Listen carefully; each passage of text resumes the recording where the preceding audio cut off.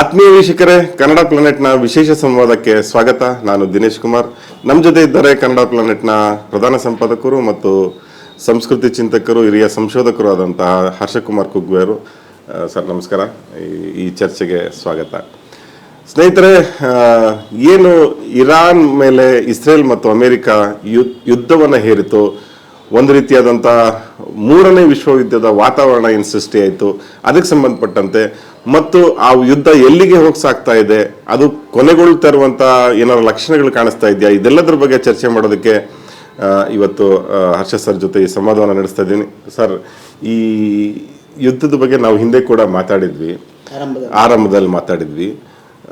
ಇದು ಯುದ್ಧ ಅಷ್ಟು ಬೇಗ ಮುಗಿಯೋದಿಲ್ಲ ಅಂತ ನೀವು ಭಾಳ ಸ್ಪಷ್ಟವಾಗಿ ಹೇಳಿದ್ರೆ ಆಗ್ಲೂ ಕೂಡ. ಅಂದರೆ ಏನು, ಅಮೇರಿಕಾದವರು ಒಂದೆರಡು ಸಲ ಮುಗಿಸ್ತೀವಿ, ಒಂದು ವಾರದಲ್ಲಿ ಮುಗಿಸ್ತೀವಿ ಅಂತ ಇದ್ರು. ಆದರೆ ಅಷ್ಟು ಸುಲಭವಾಗಿ ಮುಗಿಯುವಂಥ ಯುದ್ಧ ಅಲ್ಲ. ಇರಾನ್ ತೋರಿಸ್ತಿರುವಂಥ ಪ್ರತಿರೋಧದ ಬಗ್ಗೆ ಭಾಳ ಸ್ಪಷ್ಟವಾಗಿ ಹೇಳಿದ್ರಿ. ನೀವು ಹೇಳಿದ ಪ್ರಕಾರನೇ ಈಗ ಕೂಡ ಆಗ್ತಾ ಇದೆ. ಅಷ್ಟು ಸುಲಭವಾಗಿ ಮಣಿಸೋದಕ್ಕೆ ಸಾಧ್ಯನೇ ಆಗ್ತಾ ಇಲ್ಲ ಇರಾನ್ನ. ಈಗ ಏನು ನಡೀತಾ ಇದೆ ಸರ್, ಮತ್ತೆ ಮುಂದೆ ಏನಾಗ್ಬೋದು ಅಂತ ಅನ್ಸುತ್ತೆ ನಿಮಗೆ? ಸರ್, ಈಗ ಹೆಚ್ಚು ಕಡಿಮೆ 35-36 ದಿವಸ ಆಯಿತು ಯುದ್ಧ ಶುರುವಾಗಿ. ನಿಜವಾಗಿಯೂ ಇಡೀ ಜಗತ್ತು ಒಂದು ರೀತಿ ಭೀತಿ, ಆತಂಕ, ಕುತೂಹಲ, ಒಂದು ಎಲ್ಲ ಸೇರ್ಕೊಂಡಂಗೆ ಒಂದು ವಿಚಿತ್ರ ಸ್ಥಿತಿಲಿ ನಾವು ಹೋಗ್ತಾ ಇದ್ದೀವಿ ಅನ್ಸುತ್ತೆ. ಯಾಕಂತ ಹೇಳಿದ್ರೆ ಈಗ ನಾವು ಇದು ಎಲ್ಲ ನಡೀತಾ ಇರ್ಬೋದು, ಆದರೆ ಇದ್ರ ಎಫೆಕ್ಟ್ ನಮ್ಮ ಮೇಲೆ ಇದೆ.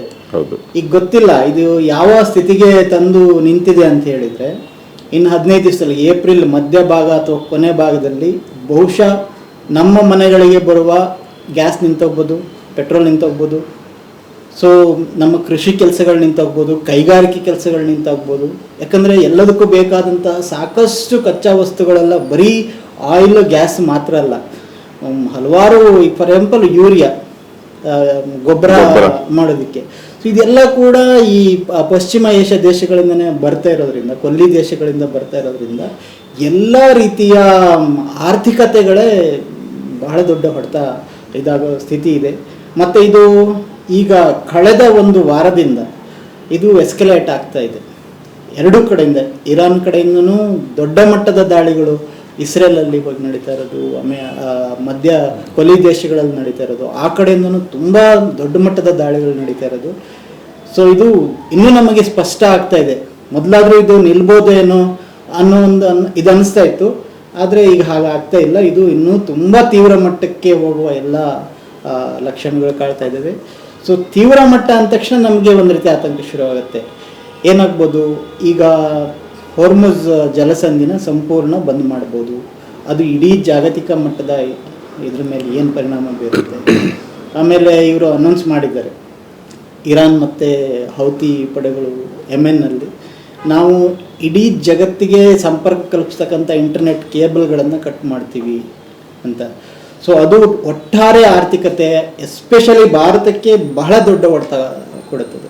ಈ IT ಇಂಡಸ್ಟ್ರಿ ಈ ಥರದ್ದೆಲ್ಲ ನಿಂತಿರೋದೆ ಈ ಅಮೇರಿಕ ಮತ್ತು ಆ ದೇಶಗಳನ್ನು ನಮ್ಮ ದೇಶವನ್ನು ಸಂಪರ್ಕಿಸ್ತಕ್ಕಂಥ ಇಂಟರ್ನೆಟ್ ಕೇಬಲ್ಗಳ ಮೂಲಕ.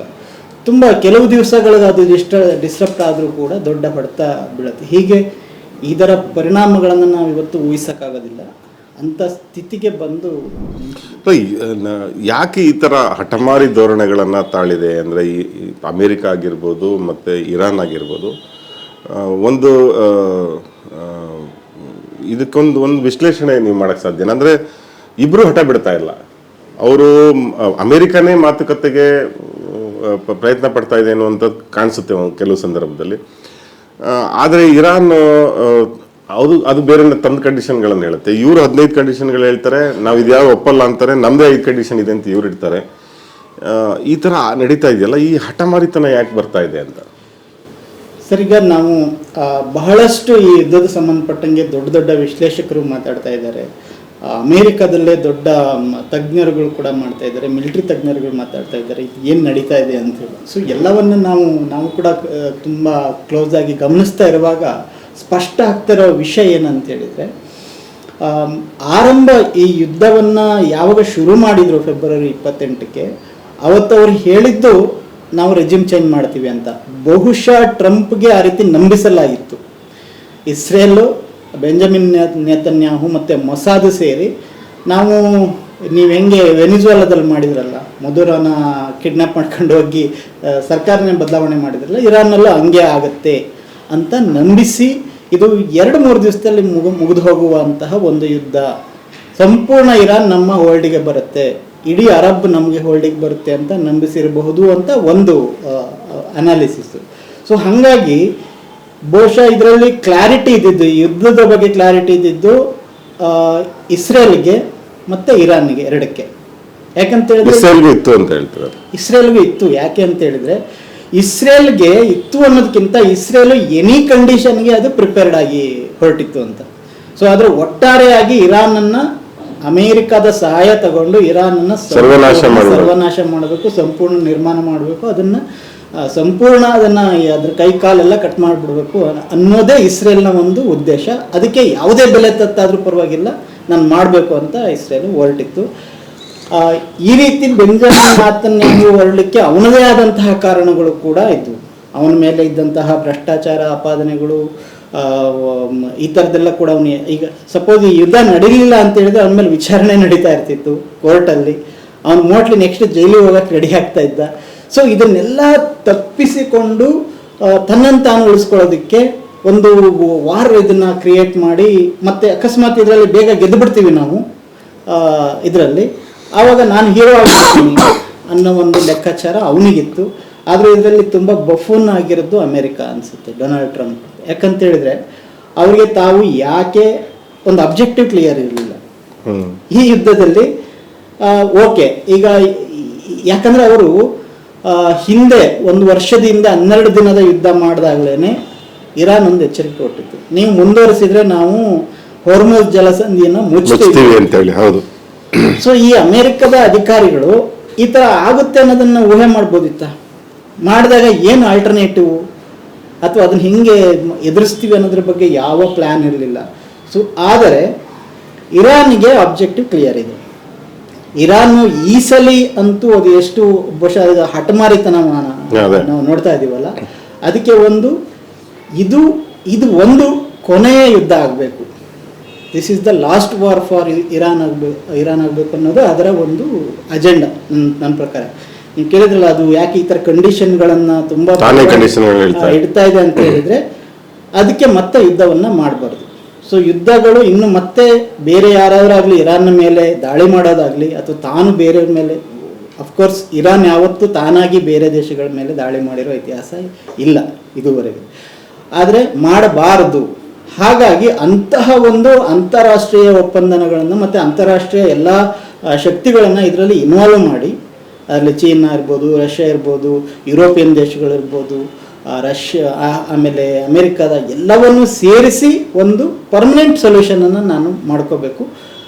ಯಾಕೆ ಅಂತ ಹೇಳಿದರೆ ಕಳೆದ 49 ವರ್ಷದಿಂದ ಅದು ಯುದ್ಧ ಅನ್ನೋದಕ್ಕಿಂತ ದಿಗ್ಬಂಧನಗಳು, ಅದರ ಮೇಲೆ ಏರಿದಂತಹ ಆರ್ಥಿಕ ದಿಗ್ಬಂಧನಗಳಲ್ಲಿ ಸಂಪೂರ್ಣ ಇರಾನ್ ನೆಲಕಚ್ಚಿ ಹೋಗಿತ್ತು, ಆರ್ಥಿಕವಾಗಿ ಬಹಳ ಸಫರ್ ಆಗಿರೋಂಥದ್ದು. ಸೊ ಹಾಗಾಗಿ ಅದರ ಅಸೆಸ್ಮೆಂಟ್ ಇತ್ತು. ಬಹುಶಃ ಈ ಇರಾಕು, ಅಫ್ಘಾನಿಸ್ತಾನ, ಸಿರಿಯಾ ಮೇಲೆಲ್ಲ ದಾಳಿ ಮಾಡಿದಾಗಲೇ ಒಂದು ಅಸೆಸ್ಮೆಂಟ್ ಇತ್ತು, ತನಗೂ ಒಂದು ಯುದ್ಧ ಬರುತ್ತೆ, but that should be the last war. ಹಾಗಾಗಿ ಅದಕ್ಕೆ ಬೇಕಾದ ತಯಾರಿನ ಅದು ಮಾಡಿಕೊಂಡು ಇವಾಗ ಅವರು ಕರೆಕ್ಟಾಗಿ ಕಾಲಿಟ್ಟರು ಹಿಡ್ಕೊಂಡು. ಅಲ್ಲ, ಈಗ ಭಾಳ ಇಂಟ್ರೆಸ್ಟಿಂಗ್ ಅಂದರೆ ಟ್ರಂಪ್ ಹೇಳ್ತಾರೆ ರಿಜಿಮ್ ಚೇಂಜ್ ಆಗೋಗ್ಬಿಟ್ಟಿದೆ ಅಂತಾರೆ ಒಂದ್ಸಲ, ಇನ್ನೊಂದ್ಸಲ ಹೇಳ್ತಾರೆ ಅವರ ಸೈನ್ಯ, ಅವರ ಏನು ಬ್ಯಾಲಿಸ್ಟಿಕ್ಸು, ಅವರ ಏನು ನ್ಯೂಕ್ಲಿಯರ್ ಫೆಸಿಲಿಟೀಸು ಎಲ್ಲ ನಾಶ ಮಾಡಿಬಿಟ್ಟಿದೀವಿ ಅಂತ ಹೇಳಿದ್ಮೇಲೂ ಅವ್ರು ಹೊಡಿತಾನೇ ಇದ್ದಾರೆ, ಅವರು ಸೂಪರ್ಸೋನಿಕ್ ಮಿಸೈಲ್ಗಳು ಬಿಡ್ತಾನೇ ಇದ್ದಾರೆ, ನಡೀತಾನೆ ಇದೆ, ಯುದ್ಧ ನಡೀತಾನೆ ಇದೆ. ಆಮೇಲೆ ಅಮೇರಿಕಾದವ್ರಿಗೆ ಒಂದೇ ಟಾರ್ಗೆಟ್ ಇರಾನ್ ಅವರು ಬರೀ ಇಸ್ರೇಲ್ ಮಾತ್ರ ಅಲ್ಲ, ಪಶ್ಚಿಮ ಏಷ್ಯಾದ 7-8 ದೇಶಗಳ ಮೇಲೆ ದಾಳಿ ಮಾಡ್ತಾನೆ ಇದೆ. ಅಷ್ಟೊಂದು ಮಿಲಿಟರಿ ಕೆಪಾಸಿಟಿ ಇರಾನ್ಗಿದೆ ಅಂತ ಎನ್ನುವಂತ ಊಹೆ ಯಾರಿಗಾದ್ರೂ ಇತ್ತ? ಖಂಡಿತ ಸರ್ ಇಲ್ಲ. ಅದೇ ಇವತ್ತು ಬಹುಶಃ ಇಡೀ ಜಗತ್ತು ಒಂದು ರೀತಿ ನಿಬ್ಬೆರಗಾಗಿ ನೋಡ್ತಾ ಇದೆ, ಏನಿದು. ಯಾಕಂದ್ರೆ ನೀವು ಬಹುಶಃ ನಮ್ಮ ದೇಶದಲ್ಲಿ ಅತಿ ಹೆಚ್ಚು ಇತ್ತೀಚೆಗೆ ಚರ್ಚೆ ಆಗ್ತಿದ್ದೆಲ್ಲ ಇಸ್ರೇಲ್ನ ಕೆಪಾಸಿಟೀಸ್ ಮೇಲೆ. ಹೌದು, ಇಸ್ರೇಲ್ ಆಗಿದೆ, ಅದು ಮೊಸಾದ್ ಇದೆ, ಮೊಸಾದ್ ಇಂತಿಂತ. ಇನ್ಫ್ಯಾಕ್ಟ್ ಮೊಸಾದ್ ಬಹಳ ಕನ್ನಿಂಗ್, ಬಹಳ ನಟೋರಿಯಸ್ ಗುಪ್ತಚರ ಸಂಸ್ಥೆ. ಅದು ಈ ಹಿಜ್ಬುಲ್ಲಾ ಮೇಲೆ ಮಾಡಿರ್ತಕ್ಕಂಥ ದಾಳಿ ಅವೆಲ್ಲ ನೋಡಿದಾಗ, ಮತ್ತು ಇರಾನ್ನಲ್ಲೇ ಹಿಂದಿಂದನೂ ದೊಡ್ಡ ದೊಡ್ಡ ಲೀಡರ್ಗಳನ್ನು ಎಲಿಮಿನೇಟ್ ಮಾಡಿರೋದು, ಈ ಯುದ್ಧ ಶುರು ಆದಮೇಲೂ ಕೂಡ ಟಾಪ್ ಲೀಡರ್ಗಳನ್ನು ಎಲಿಮಿನೇಟ್ ಮಾಡಿರೋದು ಮೊಸಾದ್ನ ಒಂದು ಸ್ಟ್ರೆಂತ್ ಅಂತಲೇ ಹೇಳ್ಬೇಕು. ಅದರ ಒಂದು ಹೈಲಿ ಏನು ಎಲ್ಲಿ ಬೇಕಾದ್ರೂ ಪೆನೆಟ್ರೇಟ್ ಮಾಡಿ ಹೊಡೆಯಬಲ್ಲಂಥ ಒಂದು ತಾಕತ್ತದು. ಆದರೆ ನಾವು ಇಷ್ಟು ದಿವಸ ಕೇಳ್ಕೊಂಡು ಬಂದಿದ್ವಿ ಅದನ್ನು, ಇಸ್ರೇಲ್ ಹಾಗಿದೆ ಹೇಗಿದೆ, ಮತ್ತು ಇಸ್ರೇಲಲ್ಲಿ ನಮ್ಮ ಕನ್ನಡದ ಮೀಡಿಯಾ ಚಾನಲ್ಗಳು ಕೂಡ ಎಷ್ಟು ಬಣ್ಣನೆ ಮಾಡಿದ್ವು ಅಂತ ಹೇಳಿದ್ರೆ ಐರನ್ ಡೋಮ್ ಬಗ್ಗೆ ಒಂದು ದೊಡ್ಡ ಪ್ರಭಾವಳಿನೇ ಕ್ರಿಯೇಟ್ ಮಾಡಿಬಿಟ್ಟಿತ್ತು. ಬಂದರೂ ಅದನ್ನ ಇದು ಮಾಡೋಕ್ಕಾಗಲ್ಲ, ನಾನೇ ಕೇಳಿದ್ದೀನಿ ಅದನ್ನು. ಸೊ ಹಂಗಾಗಿ ನಮ್ಮ ಅಜಿತ್ ಹನ್ಮಕ್ಕನವರೆಲ್ಲ ಇಸ್ರೇಲಿಗೆ ಹೋಗಿದ್ರ, ಅಲ್ಲಿ ಇಸ್ರೇಲಿಗೆ ಹೋಗಿ ಲಾಸ್ಟ್ ಇದ್ದಿದ್ದ ಟೈಮಲ್ಲಿ ಅವಾಗ ಹೋಗಿ ಅದನ್ನು ಭಾಳ ಬಣ್ಣವಾಗಿ, ಹಾಗಾಗಿ ಜನಕ್ಕೆ ಆ ಥರದ ನಿರೀಕ್ಷೆ ಇತ್ತು, ಹೌದು ಇದು ಏನೂ ಆಗಲ್ಲ ಅಂತ. ಬಟ್ ಇವಾಗ ಇಸ್ರೇಲ್ ಶಾಕ್ ಕೊಡ್ತಾ ಇದೆ, ಶಾಕ್ ಮೇಲೆ ಶಾಕ್ ಕೊಡ್ತಾ ಇದೆ, ಅದ್ರ ಮೇಲೆ ದಾಳಿ ಆಗ್ತಾ ಇದೆ, ಅಮೇರಿಕ ಇಸ್ರೇಲ್ ಸೇರಿ ದಾಳಿ ಮಾಡ್ತಾ ಇದೆ. ಬಟ್ ಅಲ್ಲಿ ಜನ ವಿಚಲಿತರಾಗಿಲ್ಲ, ಸಫರ್ ಆಗ್ತಾ ಇದ್ದಾರೆ, ಅವ್ರ ನಷ್ಟವನ್ನು ಅನುಭವಿಸ್ತಾ ಇದ್ದಾರೆ. ಬಟ್ ಇರಾನ್ನ ಒಂದು ಕಲ್ಚರೇ ಹಂಗಿದೆ ಅನಿಸುತ್ತೆ. ಮತ್ತೆ ಈಗ ರಿಜಿಮ್ ಚೇಂಜ್ ಅಂತ ಹೇಳಿದ್ರಲ್ಲ, ಸೊ ರಿಜಿಮ್ ಚೇಂಜ್ ಇವರ ಉದ್ದೇಶ ಆಗಿದ್ರೂ ಕೂಡ ಆ ರಿಜಿಮನ್ನು ಇನ್ನೂ ಸ್ಟ್ರಾಂಗ್ ಮಾಡಿಬಿಡುತ್ತೆ ಈ ಯುದ್ಧ. ಈಗ ನೀವು ನೋಡಿದರೆ ಯಾರಿಗೆಲ್ಲ ಸ್ವಲ್ಪ ಇರಾನ್ ಸರ್ಕಾರದ ಮೇಲೆ ಖಮೇನಿ ಮೇಲೆ ಎಲ್ಲ ಒಂದು ಅಸಮಾಧಾನಗಳಿತ್ತು, ಇವತ್ತು ಮೊನ್ನೆ ಒಬ್ಬರು ಒಂದು ವಿಡಿಯೋ ನೋಡಿದೆ ನಾನು, ಅವರು 15 ವರ್ಷದಿಂದ ಈ ಸರ್ಕಾರದ ಇರಾನಿನ ಸರ್ಕಾರದ ವಿರುದ್ಧವಾಗಿ ಇದು ಮಾಡಿರೋರು, ಅವರ ಒಂದು ತೊಂದರೆಗೊಳಗಾದವರು ಇವತ್ತು ಈ ಅಮೇರಿಕ ಇಸ್ರೇಲ್ ಮಾಡ್ತಿರೋವಂಥ ದಾಳಿಗೆ ಪೂರ್ತಿ ವಿರುದ್ಧವಾಗಿದ್ದಾರೆ. ಸೊ ಹಾಗಾಗಿ ಇದು ಒಳಗಡೆಯ ಒಂದು ಬ್ಯಾಲೆನ್ಸನ್ನು ಚೇಂಜ್ ಮಾಡ್ತಾ ಇದೆ, ಇರಾನಿಯನ್ ಸರ್ಕಾರವನ್ನು ಗಟ್ಟಿ ಮಾಡ್ತಾ ಇದೆ, ಮತ್ತು ಅವರು ತೋರ್ತಾ ಇರ್ತಕ್ಕಂಥ ಒಂದು ಏನು ರೆಸಿಲಿಯನ್ಸ್ ಇದೆ ಅದ್ರ ಪರವಾಗಿ ಇಡೀ ಇರಾನಿನ ಎಲ್ಲ ಜನ ನಿಂತ್ಕೊಳ್ಳೋ ಹಾಗೆ ಮಾಡ್ತಾ ಇದೆ. ಹೊರಗಡೆ ಕೂಡ ಇರಾನಿಗೆ ಒಂದು ದೊಡ್ಡ ಮಟ್ಟದ ಸಪೋರ್ಟ್ ಇಡೀ ಜಾಗತಿಕವಾಗಿ. ಈಗ ನೀವು ಟ್ರಂಪ್ ಬಗ್ಗೆ ಹೇಳಿದ್ರೆ, ಬಹುಶಃ ಇಡೀ ಈ ಎಪಿಸೋಡಲ್ಲಿ 30-35 ವರ್ಷದಲ್ಲಿ ಅಮೇರಿಕಾ ಮತ್ತು ಟ್ರಂಪು ಅವರ ಒಂದು ಸಂಪೂರ್ಣ ಗೌರವ ಮರ್ಯಾದೆ ಎಲ್ಲ ಕಳ್ಕೊಂಡೋಗಿ ಇವತ್ತು ಬಹುಶಃ ಇಡೀ ಅಮೇರಿಕದ ಇತಿಹಾಸದಲ್ಲಿ, ಇಷ್ಟು ವರ್ಷಗಳ ಅಮೇರಿಕದ ಒಂದು ದೊಡ್ಡ ಇತಿಹಾಸದಲ್ಲಿ ದಿ ವರ್ಸ್ಟ್ ಪ್ರೆಸಿಡೆಂಟ್ ಅನ್ನೋ ಒಂದು ಗೌರವವನ್ನು ಕೂಡ ಅಥವಾ ಒಂದು ಬಿರುದನ್ನು ಈಗ ಟ್ರಂಪ್ ಪಡ್ಕೊಳ್ತೀವಿ. ಇದಕ್ಕೆ ಸಂಬಂಧಪಟ್ಟಂಗೆ ಒಂದು ಕೇಳ್ಬಿಡ್ತೀನಿ, ಅಂದ್ರೆ ಈಗ ನಾವೆಲ್ಲ ಅನ್ಕೊಂಡಿದ್ದೇನೆಂದ್ರೆ ಈ ಅಮೇರಿಕಾ ದೊಡ್ಡಣ್ಣ, ಅಮೇರಿಕಾ ಅನ್ನೋಂಥದ್ದು ಅಷ್ಟು ಬಲಿಷ್ಠವಾದ ಸೈನ್ಯವನ್ನು ಹೊಂದಿದೆ, ಜಗತ್ತಿನಲ್ಲಿ ಯಾವುದೇ ದೇಶಕ್ಕಾದ್ರೂ ನುಗ್ಗಿ ಅವ್ರಿಗೆ ಏನನ್ನು ಬೇಕಾದ್ರೂ ಮಾಡಬಹುದು ಅನ್ನುವಂಥ ಒಂದು ಸಾಮಾನ್ಯ ಭಾವನೆ ಎಲ್ಲರಲ್ಲೂ ಇತ್ತು. ಆದರೆ ಈ ಅಮೇರಿಕಾ ಬೇಡ್ಕೊಳಕ್ಕೆ ಶುರು ಮಾಡಿದ್ರಲ್ಲ, ಈ ಹಾರ್ಮುಜ್ ಜಲಸಂಧಿಗೆ ಸಂಬಂಧಪಟ್ಟಂತೆ ಅಲ್ಲಿ ನಮಗೆ ಸಹಾಯ ಕೊಡಿ, ನ್ಯಾಟೋ ದೇಶಗಳನ್ನು ಬೇಡ್ಕೊಂಡ್ರು, ಚೀನಾನ್ ಬೇಡದ್ರು, ಕೊನೆಗೆ ನೀವು ಬನ್ನಿ ಸಹಕಾರ ಕೊಡಿ ಅಂತ. ಆಮೇಲೆ ಅವ್ರು ಯಾರು ಬರ್ತಾನೂ ಇಲ್ಲ, ಅವ್ರು ಯಾರೋ ನಮಗೂ ಇದಕ್ಕೆ ಸಂಬಂಧ ಇಲ್ಲ ಅಂತಾನೆ ಅವ್ರು ಸುಮ್ಮನೆ ಆಗ್ತಿದ್ದಾರೆ. ಈ ತರ ಈ ದೈನೇಸಿ ಸ್ಥಿತಿಗೆ ತಲುಪಿದ್ ಯಾಕೆ ಅಂತ, ಅಮೆರಿಕದ ಶಕ್ತಿ ಇಷ್ಟೇನಾ ಅಂತ ಸರ್? ಸೈನಿಕವಾಗಿ ಯೋಚನೆ ಮಾಡಿದರೆ ಇವತ್ತಿಗೂ ಅಮೇರಿಕಾನೇ ಮೋಸ್ಟ್ ಮೈಟಿಯೆಸ್ಟ್ ಆರ್ಮಿ ಇಡೀ ಪ್ರಪಂಚದಲ್ಲಿ, ಅತ್ಯಂತ ಬಲಿಷ್ಠವಾದ. ಆದರೆ ಅದು ಒಂದು ಕನ್ವೆನ್ಷನಲ್ ವಾರ್ಫೇರ್ ಇದೆಯಲ್ಲ, ಈಗ ಒಂದು ದೊಡ್ಡದ ಪಡೆಗಳನ್ನು ಹೋಗಿ ಇನ್ನೊಂದು ಪಡೆ ಮೇಲೆ ನಿಲ್ಲಿಸಿ ಅಟ್ಯಾಕ್ ಮಾಡಿ, ಸೊ ಆ ರೀತಿಯ ಒಂದು ಸಾಂಪ್ರದಾಯಿಕ ಯುದ್ಧ ಮಾಡೋದಾದರೆ ಇವತ್ತಿಗೂ ಅದು ಮೋಸ್ಟ್ ಸ್ಟ್ರಾಂಗೆಸ್ಟ್. ಯಾಕಂತೇಳಿದ್ರೆ ನೀವು ಅಫ್ಘಾನಿಸ್ತಾನದಲ್ಲಿ ಮಾಡಿದ್ದು, ಇರಾಕಲ್ಲಿ ಮಾಡಿದ್ದು, ಸಿರಿಯಾದಲ್ಲಿ ಮಾಡಿದ್ದು, ಬೇರೆ ಬೇರೆ ದೇಶಗಳಲ್ಲಿದ್ದು ಹೋಗಿ ಮಾಡಿ ನೋಡಿದರೆ ಹೋಗಿ ಇದು ಒನ್ ಸೈಡೆಡ್ ಯುದ್ಧಗಳು ಅವೆಲ್ಲ ಕೂಡ. ಹಾಗಾಗಿ ಮತ್ತೆ ಅದರ ಮಿಲಿಟರಿ ಪವರು, ಅದರ ಏರ್ಕ್ರಾಫ್ಟ್ಗಳು, ಯುದ್ಧ ವಿಮಾನಗಳು, ಅದರ ಏನು ನೇವಿಗಳು, ಮರೀನ್ಗಳು ಎಲ್ಲವೂ ಕೂಡ ಅಲ್ಟಿಮೇಟ್ ಇದ್ದಾವೆ ಮತ್ತು ವ್ಯಾಪಕವಾಗಿದ್ದಾವೆ. ಇಡೀ ಜಗತ್ತಲ್ಲಿ 40% ಆಫ್ ದ ಬಜೆಟನ್ನು ಅಮೇರಿಕ ಮಾತ್ರ ಮಿಲಿಟರಿಗೆ ಸ್ಪೆಂಡ್ ಮಾಡ್ತಾ ಇರ್ತಕ್ಕಂಥದ್ದು, ಪೆಂಟಗನ್. ಆದರೆ ಇದನ್ನೆಲ್ಲದನ್ನು ಕೂಡ ಅಧ್ಯಯನ ಮಾಡಿದೆ ಇರಾನ್, ಅಧ್ಯಯನ ಮಾಡಿ ಇದು ನಾನು ಮತ್ತು ಅಮೇರಿಕ ಎರಡೂ ಅದರ ಎದುರ ಬದ್ರ ನಿಂತ್ಕೊಂಡ್ರೆ ನಾವು ಸಮಬಲ ಅಲ್ಲ. ಕರೆಕ್ಟ್. ಸೊ ಸಮಬಲ ಅಲ್ಲ, ಹತ್ರನೂ ಬರೋದಿಲ್ಲ. ಈ ಯುದ್ಧದಲ್ಲಿ ನಾನು ಗೆಲ್ಲಕ್ಕಾಗಲ್ಲ. Iran was clear. ಇದರಲ್ಲಿ ನಾನು ಇನ್ನೂ ಎಷ್ಟೇ ಪಟ್ಟು ನನ್ನ ಮಿಲಿಟರಿನ ಬಳಸ್ಕೊಂಡ್ರು ಏನು ಮಾಡಿದ್ರು ಕೂಡ ಈ ಯುದ್ಧದಲ್ಲಿ ನಾನು ಗೆಲ್ಲಕ್ಕಾಗೋದಿಲ್ಲ. ಹಾಗಾಗಿ ನಾನು ಅಮೇರಿಕ ನನ್ನ ಮೇಲೆ ದಾಳಿ ಮಾಡಿದರೆ ನಾನು ಗೆಲ್ತೀನಿ ಅಂತ ನಾನು ಯುದ್ಧ ಮಾಡಿದರೆ ನಾನು ಗೆಲ್ಲಕ್ಕಾಗಲ್ಲ.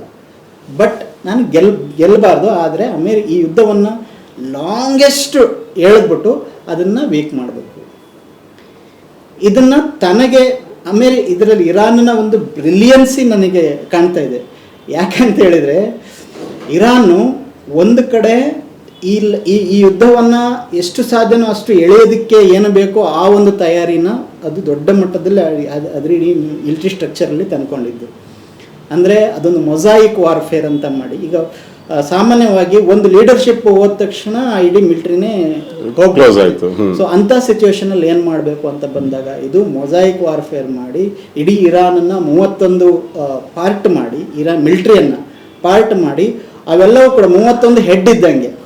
ಈಗ ಅಮೇರಿಕಾದಲ್ಲಿ ಒಂದು ಮಿಲಿಟರಿ ಹೆಡ್ ಇದೆ, ಸೆಂಟ್ ಕಾಮ್ ಅಂತ ಇದೆ, ಅದ್ರ ಮೂಲಕನೇ ಎಲ್ಲ ಇದಾಗುತ್ತೆ.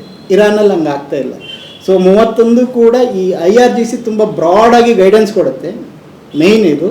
ಆದರೆ ಯುದ್ಧದ ಆಪರೇಷನ್ ಲೆವೆಲಲ್ಲಿ, ಕಾರ್ಯಾಚರಣೆ ಹಂತದಲ್ಲಿ ಎಲ್ಲ ಡಿಸೆಂಟ್ರಲೈಸ್ ಮಾಡಿಬಿಟ್ಟು.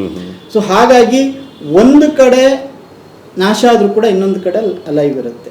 ಸೊ ಇದು ಹಾಗಾಗಿ ಇಲ್ಲಿ ಸ್ವಿಚ್ ಆನ್ ಮಾಡ್ಬೋದು. ಇರಾನು ಯುದ್ಧವನ್ನು ಸ್ವಿಚ್ ಆನ್ ಮಾಡಿದೆ, ಆಫ್ ಸ್ವಿಚ್ ಇಲ್ಲ, ಇದು ನಡೀತಾನೆ ಇರುತ್ತೆ. ಆ ತರ ಒಂದು ತಯಾರಿನ ಇರಾನ್ ಮಾಡ್ಕೊಂಡಿದೆ. ಆಮೇಲೆ ಅದು ಅಂಡರ್ಗ್ರೌಂಡ್ ಮಿಸೈಲ್ ಸಿಟಿ ಎಲ್ಲ ಮಾಡಿದ್ದಾರೆ ಅಂತೆಲ್ಲ ಹೇಳ್ತಾರಲ್ಲ, ಅದಕ್ಕೆ ಸೊ ಅದೇ ನಾನು ಹೇಳ್ತಿದ್ದು ಒಂದು ಅದು. ಎರಡನೇದಾಗಿ ಈಗ ಈ ಥರ ಒಂದು ರೆಗ್ಯುಲರ್ ಯುದ್ಧದಲ್ಲಿ ತಾವು ಗೆಲ್ಲಕ್ಕಾಗಲ್ಲ ಅಂತ ಅಂದಾಗ ಯಾವ ರೀತಿ ಇದು ಮಾಡ್ಬೋದು ಅಂತ ಬಂದಾಗ ಮೇಯ್ನಾಗಿ ಇರಾನಲ್ಲಿ ನಾವು ಅದು ಎಲ್ಲ ಥರದ ಟೆರೇನ್ ಇದೆ. ಬಹಳ ಮುಖ್ಯವಾಗಿ 3 ಕಡೆಗಳಲ್ಲಿ ದೊಡ್ಡ ದೊಡ್ಡ ಪರ್ವತಗಳಿದ್ದಾವೆ. ಜಾಗ್ರೋಸ್ ಮೌಂಟೈನ್ಸ್ ಇದ್ದಾವೆ. ಇವೆಲ್ಲ ಟೆಹರಾನ್ ಪಕ್ಕದಲ್ಲೇ ಬಹಳ ದೊಡ್ಡ ಒಂದು ಪರ್ವತ ಶ್ರೇಣಿ ಇದೆ. ಸೊ ಇವನ್ನೆಲ್ಲ ಕೂಡ ಅಡ್ವಾಂಟೇಜ್ ಮಾಡಿಕೊಂಡು ಈಗ ಮೊನ್ನೆ ಈಗ 3 ದಿವಸದಿಂದ ಒಂದು ದೊಡ್ಡ ಬಾಂಬನ್ನು ಹಾಕಿದ್ರು ಅಂಡರ್ಗ್ರೌಂಡ್ ಇದ್ರ ಮೇಲೆ, ಇಸ್ರೇಲ್ ಮತ್ತು ಅಮೇರಿಕಾ ಸೇರಿ. ಆದರೆ ಅವು ಏನೂ ಮಾಡೋಕ್ಕಾಗಲ್ಲ. ಇವರ ಫೈರ್ ಪವರನ್ನು, ಇವರ ಮಿಸೈಲ್ ಪವರನ್ನು ಅವು ಯಾವ ಕಾರಣಕ್ಕೂ ನಾಶ ಮಾಡೋಕ್ಕಾಗಲ್ಲ. ಇವತ್ತು ಇರಾನಿನ ಅವನು ವಕ್ತಾರ ಅದೇ ಹೇಳಿದ್ದಾನೆ, ನಿಮ್ಗೆ ನಾವು ಎಲ್ಲಿ ನಮ್ಮ ವೆಪನ್ಸನ್ನ, ನಮ್ಮ ಮಿಸೈಲ್ಸನ್ನ ಎಲ್ಲಿ ಇಟ್ಟಿದ್ದೀವಿ ಅಂತಲೇ ನಿಮ್ಗೆ ಐಡಿಯಾ ಇಲ್ಲ. ಯಾಕೆ ಅಂತ ಹೇಳಿದ್ರೆ ಇಡೀ ದೇಶದಲ್ಲಿ ಹರಡಿರುವಂತಹ ಈ ಪರ್ವತಗಳೇನಿದಾವೆ, ಗುಡ್ಡ ಬೆಟ್ಟಗಳೇನಿದಾವೆ, ಅವುಗಳ ಒಂದು ಉಪಯೋಗವನ್ನು ಪಡ್ಕೊಂಡು ಅವೆಲ್ಲ 3000-4000 ಮೀಟರ್ ಎತ್ತರದಲ್ಲಿ, ಅವುಗಳ ಕೆಳಗಡೆ ಸಿಟ್ಟರೆ ಇವ್ರು ಏನು ಮಾಡ್ತಾರೆ, ಅದರ ಕೆಳಗಡೆ ಇನ್ನೂ ಆಳದಲ್ಲಿ ಹೆಚ್ಚು ಕಡಿಮೆ 600 ಮೀಟರ್ ಆಳದಲ್ಲಿ ಇವರ ಒಂದು ಮಿಸೈಲ್ ಸಿಟಿಗಳು. ಆ ಮಿಸೈಲ್ ಸಿಟಿಗಳು ಮೊನ್ನೆ ಯಾವ್ದು ಒಂದು ವಿಡಿಯೋ IRGC ಬಿಡ್ತಾ ಇರ್ತಾರೆ. ಆ ಮಿಸೈಲ್ ಸಿಟಿ ಹೆಂಗಂದ್ರೆ ದೊಡ್ಡ ದೊಡ್ಡ ಏರ್ಪೋರ್ಟ್ ಇರ್ತಾವಲ್ಲ, ಆ ದೊಡ್ಡ ಏರ್ಪೋರ್ಟ್ಗಳ ಸೈಜ್ನಲ್ಲಿ ಒಂದೊಂದು ಮಿಸೈಲ್ ಸಿಟೀಸ್ ಇರ್ತವೆ. ಅಲ್ಲಿ ಸಾವಿರಾರು ಸಣ್ಣ ಪುಟ್ಟ ದೊಡ್ಡ ಡ್ರೋನ್ಗಳು, ಮಿಸೈಲ್ಗಳು ಎಲ್ಲವನ್ನು ಕೂಡ ಪೇರಿಸಿ, ಮತ್ತು ಒಂದಕ್ಕೊಂದು ಡಿಸ್ಕನೆಕ್ಟೆಡ್, ಎಲ್ಲ ಕನೆಕ್ಟೆಡ್ ಏನಾಗಿರಲ್ಲ. ಸೊ ಹಾಗಾಗಿ ಅದರ ಬಗ್ಗೆ ಯಾರಿಗೂ ಮಾಹಿತಿ ಇಲ್ಲ, ಇದುವರೆಗೂ ಕೂಡ ಮಾಹಿತಿ ಇಲ್ಲ. ಸೊ ಇದನ್ನೆಲ್ಲ ಕೂಡ ಬಹುಶಃ ಕಳೆದ 10-20 ವರ್ಷಗಳಿಂದ ಕೂಡ ಇದು ಇಂಥ ಒಂದು ಯುದ್ಧ ಬರುತ್ತೆ ಮುಂದೆ, ಅವಾಗ ನಾವು ತಯಾರಿರಬೇಕು. ಮತ್ತು ಇದು ಮಾತ್ರ ನಮ್ಮ ಸ್ಟ್ರೆಂತು. ನಾವು ಏರ್ಕ್ರಾಫ್ಟ್ಗಳನ್ನು ದೊಡ್ಡ ಮಟ್ಟದಲ್ಲಿ ಇದು ಮಾಡೋಕ್ಕೆ, ಈಗ ಇವತ್ತು F-30, F-35, F-12 ಏನು ಇಸ್ರೇಲ್ ಮತ್ತು ಅಮೇರಿಕಾದ ಹತ್ರ ಭಾಳ ಅತ್ಯಾಧುನಿಕ ಏರ್ಕ್ರಾಫ್ಟ್ಗಳಿದ್ದಾವೆ. ಅವನ್ನೆಲ್ಲ ನಾವು ಮಾಡೋಕ್ಕಾಗಲ್ಲ, ಅಷ್ಟು ದುಬಾರಿ ಬಜೆಟ್ ಕೂಡ ನಾವು ಹಾಕೋಕ್ಕಾಗೋದಿಲ್ಲ. ಬಟ್ ಬೆಸ್ಟ್ ಅಂತ ಹೇಳಿದರೆ ನಾವು ಮಿಸೈಲ್ಗಳನ್ನು ಮಾಡ್ಬೋದು, ಮ್ಯಾಕ್ಸಿಮಮ್ ಮಾಡ್ಬೋದು ಅಂತೇಳಿ ಅದರಲ್ಲಿ ಅವರು ತುಂಬ ಪರಿಣಿತಿಯನ್ನು ಪಡ್ಕೊಂಡ್ರು. ಬ್ಯಾಲಿಸ್ಟಿಕ್ ಖಂಡಾಂತರ ಕ್ಷಿಪಣಿಗಳನ್ನು ಮಾಡೋದ್ರಲ್ಲಿ ಒಂದು ವಿಶೇಷ ಪರಿಣಿತಿಯನ್ನು ಮಾಡಿಕೊಂಡು ಅದರಲ್ಲಿ ಸೊ ಹಾಗಾಗಿ ಅದು ಇವತ್ತು ಅವರ ಒಂದು ನೆರವಿಗೆ ಬರ್ತಾ ಇದೆ. ಎರಡನೇದಾಗಿ ಈ ಯುದ್ಧದ ಪ್ರತಿ ನಡೆ ಅವರಿಗೆ ಆರ್ಥಿಕವಾಗಿ ಸಹಾಯ ಆಗೋ ಥರದಲ್ಲಿ ಇದನ್ನು ಡಿಸೈನ್ ಮಾಡಿಬಿಟ್ರು, ಇಡೀ ಯುದ್ಧವನ್ನು ಕಂಟ್ರೋಲಿಗೆ ತಗೊಂಡ್ರು. ಸೊ ಈಗ ಹಾರ್ಮೋಜನ್ನು ಮುಚ್ಚಿದ ತಕ್ಷಣ ಇದು ಬಹುಶಃ ಯುದ್ಧ ಆಗುವ ಈ ಯುದ್ಧ ಯಾವುದೋ ಒಂದು ರೀತಿಯಲ್ಲಿ ಯುದ್ಧ ನಿಲ್ಲುತ್ತೆ. ನಿಂತ ಮೇಲೆ ಟೋಟಲ್ ಆಗಿ ಹಾರ್ಮೋಜ್ ಜಲಸಂಧಿ ಇರಾನಿನ ಹಿಡಿತದಲ್ಲಿರುತ್ತೆ. ಅಲ್ಲಿ ಒಂದು ಟೋಲನ್ನು ಅವರು ಈಗ ಆಲ್ರೆಡಿ ಶುರು ಮಾಡಿದ್ದಾರೆ, ಮತ್ತು ನಿನ್ನೆ ಅನೌನ್ಸ್ ಮಾಡಿದ್ದಾರೆ, ಯುದ್ಧ ನಿಂತರೂ ಕೂಡ ಇಸ್ರೇಲ್ಗೆ ಯಾವುದೇ ಕಾರಣಕ್ಕೂ ನಾವು ಅಲ್ಲಿ ಎಂಟ್ರಿನೇ ಕೊಡಲ್ಲ ಅಂತೇಳಿ. ಸೊ ಅಲ್ಲಿ ಹೋಗುವಂತಹ ದೇಶಗಳಿಗೆ ಈಗ ಚೀನಾ ಹೋಗುತ್ತೆ, ಜಪಾನ್ ಹೋಗುತ್ತೆ, Asian countries. So 20% of the oil ಅಲ್ಲಿಂದ ಹೋಗೋದ್ರಿಂದ ಅಲ್ಲಿ ಅವರು ತಮಗೆ ಬೇಕಾದ ರೀತಿಯಲ್ಲಿ ಟೋಲ್ ಹಾಕಿ ಅದನ್ನು ತಮ್ಮ ಆರ್ಥಿಕ ಇದಕ್ಕೆ ಅವ್ರು ಸಮರ್ಥನೆ ಕೊಡ್ತಾರೆ. ಈಗ ಸುಯೇಜ್ ಕೆನಲಲ್ಲಿ ಅಲ್ಲಿ ಬೇರೆ ದೇಶಗಳು ಇದೇ ರೀತಿ ಮಾಡ್ತಾ ಇದ್ದೇವೆ, ನಾವು 49 ದಿವಸ ನಿಮಗೆಲ್ಲ ಫ್ರೀ ಕೊಟ್ಟಿದ್ದೀವಿ ಸಾಕು ಅಂತ. ಅಷ್ಟೇ. ಈಗ ಬಹಳ ಮುಖ್ಯವಾದ ಪ್ರಶ್ನೆ ಬಹಳ ಜನ ಕೇಳ್ತಿರೋದೇನು ಅಂದರೆ, ಇರಾನ್ ಅಮೇರಿಕದ ಎದುರುಗಡೆ ಬಹಳ ಒಂದು ಸಣ್ಣ ಗುಬಚಿ ಇದ್ದಂತೆ, ಯಾಕೆ ಅಮೇರಿಕದವರು ಇರಾನ್ ಒಳಗಡೆ ಹೋಗಿ ಯುದ್ಧ ಮಾಡ್ತಾ ಇಲ್ಲ, ಅಲ್ಲಿನ ಸೈನಿಕರನ್ನ ಯಾಕೆ ಕಳಿಸ್ತಾ ಇಲ್ಲ ಅಂತ. ಈ ಅಮೇರಿಕದವರು ನಮ್ಮ ಸೈನಿಕರೆಲ್ಲ ರೆಡಿ ಆಗಿದ್ದಾರೆ ಅಂತೇಳಿ ಒಂದಷ್ಟು ವಿಡಿಯೋಸನ್ನು ಫೋಟೋಸನ್ನು ಕೂಡ ರಿಲೀಸ್ ಎಲ್ಲ ಮಾಡಿದ್ರು, ಹೋಗ್ತಾರೆ ಅಂತೇಳಿ. ಆದರೆ ಹೋಗ್ತಾ ಇಲ್ಲ ಅವರು, ಯಾಕೆ? ಇದಕ್ಕೆ ಏನು ಮುಖ್ಯವಾದ ಕಾರಣ ಅಂತ ಸರ್ ನೀವು ಗಮನಿಸಿರ್ಬೋದು, ಈ ಯುದ್ಧ ಶುರು ಮಾಡೋ ಟೈಮಲ್ಲೇ ಈ ಥರದ ಒಂದು ಸ್ಪೆಕ್ಯುಲೇಷನ್ ಆಗ್ತಾ ಇತ್ತು. ಸೊ ಆವಾಗ ಇವರು ಅರಗಾಚಿ ಇದಾರಲ್ಲ, ಈಗ ಫಾರಿನ್ ಮಿನಿಸ್ಟರ್, ಅವರಿಗೆ ಕೇಳ್ತಾರೆ, ಈಗ ಗ್ರೌಂಡ್ ಫೋರ್ಸ್ಗಳನ್ನು ಅಮೇರಿಕ ನಿಮಗೆ ಕಳಿಸಿದ್ರೆ ಏನು ಮಾಡ್ತೀರಾ, ದೊಡ್ಡ ಮಟ್ಟದಲ್ಲಿ ಇರಾನ್ ಮೇಲೆ ನೇರವಾದ ದಾಳಿ, ಸೇನಾ ದಾಳಿ ಆದರೆ ಅಂತೇಳಿ. ಅವರು ಬಹಳ ನಗ್ತಾ ಅಥವಾ ಸ್ಮೈಲ್ ಕೊಡ್ತಾ ಒಂದು ಆನ್ಸರ್ ಮಾಡಿದ್ರು, ನಾವು ಕಾಯ್ತಾ ಇದ್ದೀವಿ ಅದಕ್ಕೆ ಅಂಥೇಳಿ. ಬಹುಶಃ ಈ ಒಂದು ಕಾನ್ಫಿಡೆನ್ಸು ಇರಾನ್ನಲ್ಲಿ ಪ್ರತಿಯೊಬ್ಬರಲ್ಲೂ ಇದೆ. ಅಂದರೆ ನೇರವಾಗಿ ಅವರು ನಮ್ಮ ಜೊತೆಗೆ, ಅವರ ಸೇನೆಯ ಜೊತೆಗೆ ಯುದ್ಧಕ್ಕೆ ಬರಬೇಕು, ಅವರು ಇಲ್ಲಿ ಬಂದು ಸಿಕ್ಕಾಕೊಳ್ತಾರೆ ಅಂಥೇಳಿ. ಅಂದರೆ ನಾವೊಂದು ಕೆಡ್ಡ ರೆಡಿ ಮಾಡಿದ್ದೀವಿ ಅನ್ನೋ ರೀತಿಯಲ್ಲಿ. ಇದಕ್ಕೆ ಈ ರೀತಿಯ ಒಂದು ಕಾನ್ಫಿಡೆನ್ಸು ಇರಾನಿ ಸೈನ್ಯಕ್ಕೆ ಮತ್ತು ಅಲ್ಲಿನ ಒಂದು ಸೈನಿಕರಿಗಿರೋದಕ್ಕೆ ಕಾರಣ ಅದು ಮಲ್ಟಿಪಲ್ ಲೆವೆಲಲ್ಲಿ ಮಾಡ್ಕೊಂಡಿರೋ ಸಿದ್ಧತೆ ಅಂತ ಅನಿಸುತ್ತೆ ನನಗೆ. ಒಂದನೇದಾಗಿ ಬಹಳ ಮುಖ್ಯವಾಗಿ ಅಲ್ಲಿರ್ತಕ್ಕಂತಹ ಪರ್ವತ ಪ್ರದೇಶಗಳನ್ನು, ಗುಡ್ಡ ಬೆಟ್ಟಗಳನ್ನು ತನಗೆ ಬೇಕಾದ ರೀತಿಯಲ್ಲಿ ಒಂದು ರೀತಿಯ ಗೆರಿಲ್ಲಾ ಮಾದರಿ ಯುದ್ಧಕ್ಕೆ ಸಜ್ಜು ಮಾಡ್ಕೊಂಡಿರೋಂಥದ್ದು, ಸ್ಟ್ರಾಟಜಿಕ್ ಪಾಯಿಂಟ್ಸ್ ಅಂತ ಹೇಳ್ಬೋದು. ಸ್ಟ್ರಾಟಜಿಕಲ್ಲಿ ಮಾಡ್ಕೊಂಡಿರೋಂಥದ್ದು. ಸೊ ಮತ್ತೆ ನೀವು ಒಂದು ದೇಶದಲ್ಲಿ ಗುಡ್ಡ ಬೆಟ್ಟ ಇದ್ದಾಗ, ಈಗ ನೀವು ಇಡೀ ಅರಬ್ ಜಗತ್ತನ್ನು ನೋಡಿದರೆ, ಆ ದೇಶಗಳನ್ನು ನೋಡಿದರೆ, ಇರಾನಿಗಿರುವಂತಹ ಒಂದು ಅಡ್ವಾಂಟೇಜ್ ಏನಿದೆ, ಭೌಗೋಳಿಕ ಅಡ್ವಾಂಟೇಜು ಬೇರೆ ಯಾವುದೇ ದೇಶಗಳಿಗಿಲ್ಲ. ಸೊ ಹಾಗಾಗಿನೇ ಅವು ಬಹಳ ವಲ್ನರಬಲ್ ಸಿಚುವೇಷನಲ್ಲಿ ಇರ್ತವೆ. ಸೌದಿ ಇರಲಿ, UAE ಇರಲಿ, ಕತಾರ್ ಇರಲಿ, ಇವೆಲ್ಲವೂ ಕೂಡ. ಯಾಕಂದರೆ ಇದೊಂದು ರೀತಿ ಎತ್ತರ ಪ್ರದೇಶದಲ್ಲಿದೆ. ಈಗ ನಮ್ಮ ದೇಶದಲ್ಲೇ ಈಗ ಕಾರ್ಗಿಲ್ ಯುದ್ಧದ ಟೈಮಲ್ಲಿ ಯಾಕೆ ಪಾಕಿಸ್ತಾನಕ್ಕೆ ಒಂದು ಅಡ್ವಾಂಟೇಜಸ್ ಸಿಚುವೇಶನ್ ಅಂತ ಹೇಳಿದ್ರೆ, ಅದು ಹೈಯರ್ ಎಲಿವೇಶನಲ್ಲಿ ಇದ್ದ ಕಾರಣಕ್ಕೆ ಅದು ಬಹಳ ಸುಲಭ ಅಲ್ಲಿಂದ ಆಪರೇಷನ್ ಮಾಡೋಂಥದ್ದು. ನಮ್ಮ ಸೈನಿಕರೇ ಜಾಸ್ತಿ ಸತ್ತೋಗಿದ್ದು ಕಾರ್ಗಿಲ್ ಯುದ್ಧದಲ್ಲಿ, ಖಂಡಿತ. ಸೊ ಇಲ್ಲೂ ಕೂಡ ಇಲ್ಲಿ ಇರಾನ್ಗೆ ಆ ಒಂದು ಅಡ್ವಾಂಟೇಜ್ ಇದೆ. ಹಾಗಾಗಿ ಅದು ವಿಜುವಲ್ ವಿಚಕ್ಷಣೆ ಮಾಡೋದಕ್ಕಿರ್ಬೋದು, ವಿಜಿಲೆನ್ಸ್ ಮಾಡೋದಕ್ಕಿರ್ಬೋದು, ಆಪರೇಷನ್ ಮಾಡೋದಕ್ಕೆ, ಮತ್ತು ಇದು ಏನು ಆಪರೇಷನ್ ಮಾಡ್ತಾ ಇದೆ ಅಂತೇಳಿ ಅವರಿಗೆ ಅದನ್ನು ಗುರುತಿಸೋದು ಭಾಳ ಕಷ್ಟ ಆಗಿಬಿಡುತ್ತೆ ಅಂಥ ಒಂದು ಸಿಚುವೇಷನಲ್ಲಿ. ಇದು ಒಂದನೇದು. ಎರಡನೇದಾಗಿ ಏನು ಹೆಚ್ಚು ಕಡಿಮೆ 200-300 ಕಿಲೋಮೀಟ್ರ್ ಉದ್ದದ ಗಲ್ಫ್ ಇದೆ, ಪರ್ಷಿಯನ್ ಗಲ್ಫ್ ಇದೆ. ಈ ಪರ್ಷಿಯನ್ ಗಲ್ಫನ್ನು ಕೂಡ ಇರಾನು ಈಗಾಗಲೇ ಸಜ್ಜು ಮಾಡಿಕೊಂಡಿದೆ. ಹೇಗೆ ಅಂತೇಳಿದರೆ, ಆ ಇಡೀ ಗಲ್ಫ್ ಉದ್ದಕ್ಕೂ ಕೂಡ ಸಮುದ್ರದ ಆಳದಲ್ಲಿ ಅದು ಸುರಂಗವನ್ನು ಮಾಡಿಕೊಂಡಿದೆ. ಸೊ ಸಮುದ್ರದ ಒಳಗಡೆಯಿಂದನೇ ಈಗ ಒಂದು ಡೈರೆಕ್ಟ್ ಯುದ್ಧ ನಡೆದಾಗ ಮೆರಿನ್ಗಳು ಬರ್ಬೋದು, ಅಮೇರಿಕದ ನೌಕಾಪಡೆಗಳು ಬಂದು ದಾಳಿ ಮಾಡಲಿಕ್ಕೆ ಬಂದ ಸಂದರ್ಭದಲ್ಲಿ ಮೇಲ್ಗಡೆಯಿಂದ ಮಾತ್ರ ಅಲ್ಲದೇ ಕೆಳಗಡೆಯಿಂದ ಸಮುದ್ರದಿಂದನೇ ಮಿಸೈಲ್ಗಳನ್ನು ಲಾಂಚ್ ಮಾಡೋಷ್ಟು ಕೆಪಾಸಿಟಿ ಹೆಚ್ಚು ಕಡಿಮೆ 200-300 ಕಿಲೋಮೀಟ್ರು ಸಮುದ್ರದ ಆಳದ ಸುರಂಗವನ್ನು ಅದು ಮಾಡಿಕೊಂಡಿದೆ ಅಂತೇಳಿ. ಸೊ ಹಾಗಾಗಿ ಇದೆಲ್ಲ ರೀತಿಯ ಮತ್ತು ಈಗ ನೋಡಿ, ಈಗ ರೀಸೆಂಟಾಗಿ ಈ ಹೋರ್ಮುಜ್ ಜಲಸಂಧಿಯಲ್ಲಿ ಸುಮಾರು ಒಂದು 22 ಹಡಗುಗಳ ಮೇಲೆ ಇರಾನ್ ದಾಳಿ ಮಾಡಿದೆ. ಇವರು ಇಷ್ಟೆಲ್ಲ ಸರ್ಕಸ್ ಮಾಡ್ತಾ ಇದ್ರು ಕೂಡ ನೋಡಿ, ಇವತ್ತು ಒಮಾನ್ ಜೊತೆಗೆ ಒಂದು ಒಪ್ಪಂದ ಮಾಡಿಕೊಂಡಿದೆ ಇರಾನ್. ಎರಡೂ ಸೇರಿ ಹೋರ್ಮುಜನ್ನು ನಾವೇ ಅಧಿಕೃತವಾಗಿ ನಾವಿಲ್ಲಿ ಸುಂಕವನ್ನು ಇದು ಮಾಡ್ತೀವಿ ಅಂಥೇಳಿ. ಸೊ ಇದು ಯಾಕೆ ಸಾಧ್ಯ ಆಗಿದೆ ಇರಾನ್ಗೆ ಅಂತ ಹೇಳಿದರೆ, ಅದು ಯಾವುದೇ ಒಂದು ಒಟ್ಟು ಇಡೀ ಅದು ಬರೀ ಕೇವಲ ಹೊರ್ಮುಜ್ ಅಲ್ಲ, ಪರ್ಷಿಯನ್ ಗಲ್ಫು ಮತ್ತು ಈ ಕಡೆ ಒಮಾನ್ ಇದೆ, ಗಲ್ಫ್ ಆಫ್ ಒಮಾನ್ ಇದೆ. ಈ ಎರಡನ್ನೂ ಕೂಡ ಬಳಸಿಕೊಂಡು ಯಾವುದೇ ಹಡಗಿನ ಮೇಲೆ, ಯಾವುದೇ ಯುದ್ಧ ಹಡಗಿನ ಮೇಲೆ ಇರ್ಬೋದು, ತೈಲ ಹಡಗಿನ ಮೇಲೆ ಇರ್ಬೋದು, ಅದು ಕರಾರುವಕ್ಕಾಗಿ ದಾಳಿ ಮಾಡುವಂತಹ ವ್ಯವಸ್ಥೆನ ಆಲ್ರೆಡಿ ಮಾಡ್ಕೊಂಡಿದೆ. ಸಣ್ಣ ಬೋಟ್ಗಳು ಹೋಗಿ ಹೊಡೆದು ದೊಡ್ಡ ಹಡಗನ್ನೇ ಮುಳುಗಿಸ್ಬಿಡ್ತವೆ. ಸೊ ಈ ರೀತಿಯ ಒಂದು ಮಲ್ಟಿಪಲ್ ಲೆವೆಲಲ್ಲಿ ಮಾಡ್ಕೊಂಡಿರ್ತಕ್ಕಂಥ ತಯಾರಿ ಬಹುಶಃ ಇರಾನ್ಗೆ ಆ ರೀತಿಯ ಒಂದು ಕಾನ್ಫಿಡೆನ್ಸ್ ಕೊಡ್ತಾ ಇದೆ. ಮತ್ತು ಅಮೇರಿಕಕ್ಕೆ ಮುನ್ನುಗ್ಗೋದಕ್ಕೆ ಒಂದು ಹಿಂದೇಟು ಹಾಕೋ ರೀತಿ ಧೈರ್ಯ ಬರ್ತಾ ಇಲ್ಲ ಏನಾಗುತ್ತೋ ಅಂತೇಳಿ. ಆಮೇಲೆ ಇನ್ನೊಂದು ತುಂಬ ಚರ್ಚೆಯಲ್ಲಿರುವಂಥ ವಿಷಯ ಏನು ಅಂದರೆ, ಈ ಇರಾನ್ ಇಸ್ರೇಲ್ ಮೇಲೆ ದಾಳಿ ಮಾಡುತ್ತೆ, ಓಕೆ ಆಯ್ತು, ಇಸ್ರೇಲ್ ಅವರು ಇವ್ರ ಮೇಲೆ ಮಾಡ್ತಾರೆ. ಇವರು ಈ ಗಲ್ಫ್ ಕಂಟ್ರೀಸ್ ಏನಿದ್ದಾವೆ ಅಂದರೆ ಸೌದಿ ಅರೇಬಿಯಾ ಆಗಿರ್ಬೋದು, UAE ಆಗಿರ್ಬೋದು, ಬಹ್ರೇನು, ಕತಾರು, ಈ ಥರದ ದೇಶಗಳ ಮೇಲೆ ದಾಳಿ ಮಾಡಿದ್ರು ಕೂಡ ಅವ್ರು ಯಾಕೆ ರೆಸ್ಪಾಂಡ್ ಮಾಡ್ತಾ ಇಲ್ಲ, ಅವ್ರು ಯಾಕೆ ಇವ್ರ ಮೇಲೆ ದಾಳಿ ಮಾಡ್ತಾ ಇಲ್ಲ ಅಂತ ಜನರಲ್ ಆಗಿ ಹೇಳ್ತಾರೆ. ಇದಕ್ಕೆ ಒಂದು ಸ್ಪಷ್ಟವಾದ ಉತ್ತರ ಕೊಡ್ಬೋದಾ ಅಂತ ಸರ್? ತುಂಬ ಸರಳ ಅಂತ ಹೇಳಿದರೆ, ಆ ದೇಶಗಳು, ಈ ಎಲ್ಲ ದೇಶಗಳು ಕೂಡ ಆ ಮಟ್ಟಕ್ಕೆ ಒಂದು ಸ್ವಂತ ಸೈನಿಕ ಶಕ್ತಿಯನ್ನು ಹೊಂದಿಲ್ಲ. ಅವನು ಡಿಪೆಂಡ್ ಇರೋದು ಸೌದಿ ಅರೇಬಿಯಾ ಅನ್ಸುತ್ತೆ, ಸ್ವಲ್ಪ ಇಟ್ಕೊಂಡಿದೆ.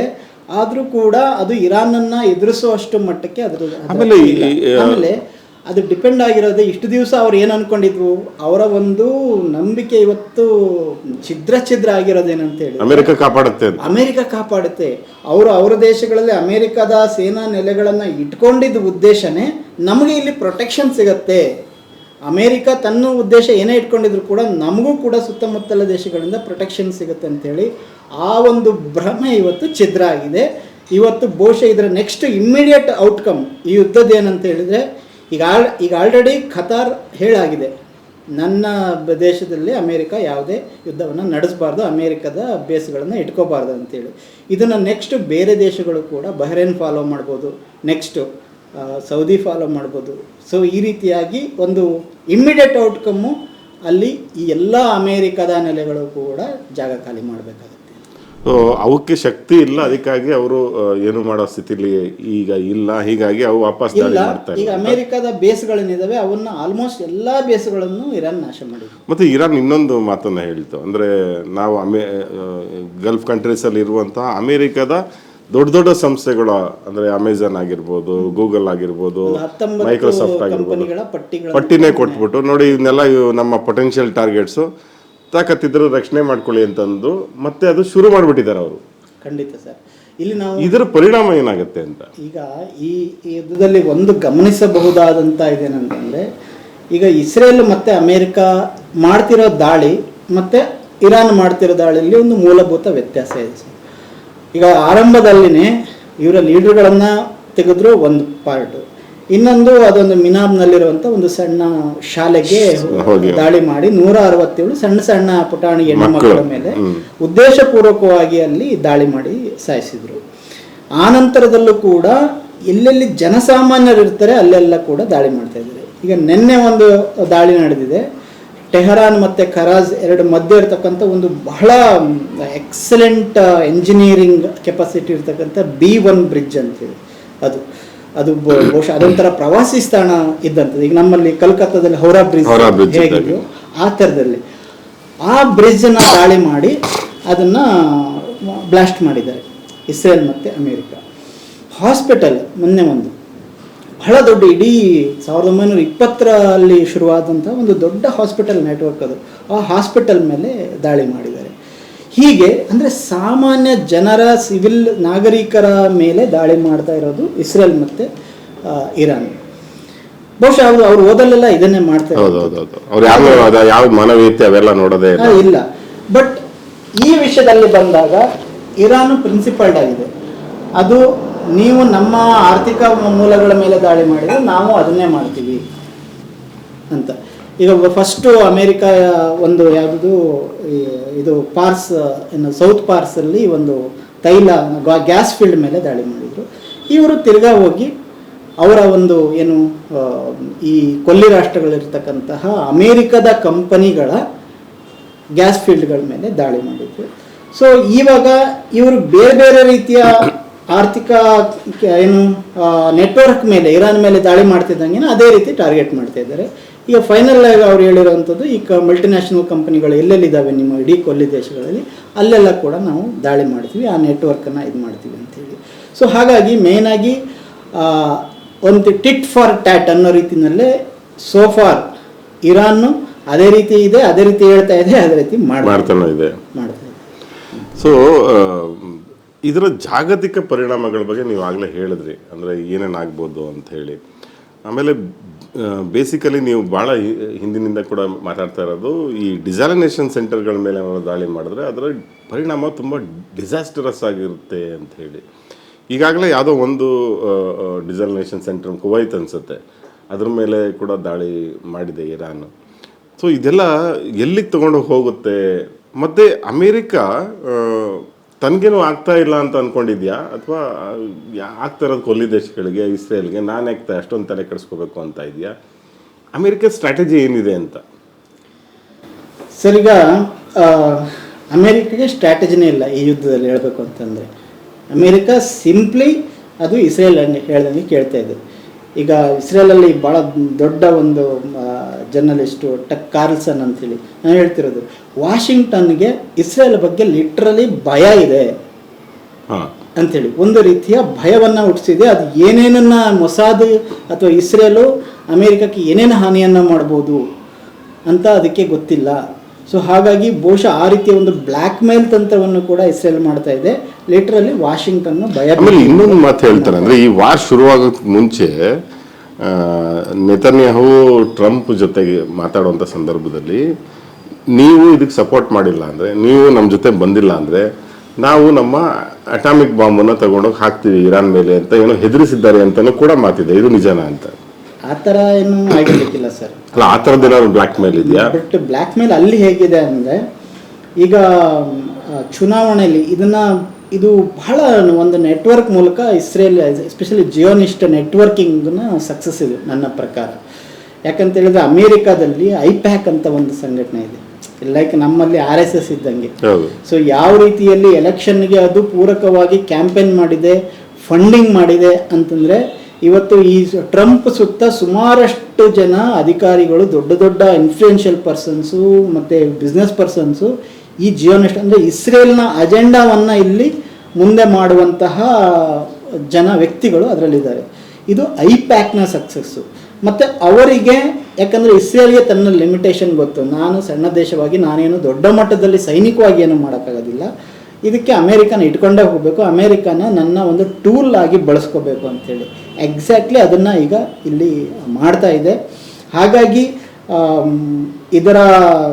ಇದರ ಪರಿಣಾಮ ಬಹುಶಃ ಅಮೇರಿಕದ ನಾಶ, ಅಂದರೆ ಒಂದು ಜಾಗತಿಕವಾಗಿ ಒಂದು ದೊಡ್ಡಣ್ಣನ ಸ್ಥಾನದಿಂದ ಕುಸಿತು ಬಹುಶಃ ನೆಕ್ಸ್ಟ್ ಪವರ್ಫುಲ್ ದೇಶವಾಗಿ, ಗೊತ್ತಿಲ್ಲ ಎಷ್ಟು ಮಟ್ಟಕ್ಕೆ ಇಸ್ರೇಲ್ ಇರುತ್ತೆ ಅಥವಾ ಇರಾನ್ ಇರುತ್ತೆ, ಬಹುಶಃ ಈ ಭಾಗದಲ್ಲಿ ಇದರಲ್ಲಿ ಇವೆರಡೇ ಮೋಸ್ಟ್ ಪವರ್ಫುಲ್ ಕಂಟ್ರೀಸ್ ಆಗಿ ನಿಲ್ತವೆ. ಅಮೇರಿಕದ ಹಿಡಿತ ಸಂಪೂರ್ಣ ನಾಶ ಆಗುತ್ತೆ. ನೀವು ಪದೇ ಪದೇ ಮಾತಾಡ್ಬೇಕಾದ್ರೆ ಜಿಯೋನಿಸ್ಟ್ ಅನ್ನುವಂಥ ಪದವನ್ನು ಬಳಸ್ತಾ ಇದ್ದಾರೆ. ನಮ್ಮ ಸಾಮಾನ್ಯ ವೀಕ್ಷಕರಿಗೆ ಏನು ಜಿಯೋನಿಸ್ಟು ಮತ್ತು ಇವರ ಅಗ್ರೆಷನ್ ಇದೆಯಲ್ಲ, ಮತ್ತು ಅವರ ವೇ ಆಫ್ ಥಿಂಕಿಂಗ್ ಇದೆಯಲ್ಲ, ಅದ್ರ ಬಗ್ಗೆ ಏನಾದ್ರು ಹೇಳೋಕ್ಕಾಗತ್ತೆ? ಖಂಡಿತ ಸರ್. ಈಗ ಈ ಒಂದು ಇಸ್ರೇಲ್ ಯುದ್ಧವನ್ನು ಜಿಯೋನಿಸ್ಟ್ರು ಮಾಡ್ತಾ ಇದ್ದಾರೆ ಅಂತ ಹೇಳ್ತೀವಿ. ಈಗ ನಾವು ಇದನ್ನು ಹೆಂಗೆ ಅರ್ಥ ಮಾಡ್ಕೋಬೋದು ಅಂದರೆ, ರೀಸೆಂಟಾಗಿ ಅಮೇರಿಕಾದಲ್ಲಿ ಕೆಲವು ಪ್ರೊಟೆಸ್ಟ್ಗಳು ನಡೆದವು. ಅದನ್ನು ಮಾಡಿದ್ದು ಅಲ್ಲಿನ ಯಹೂದಿಗಳೇ.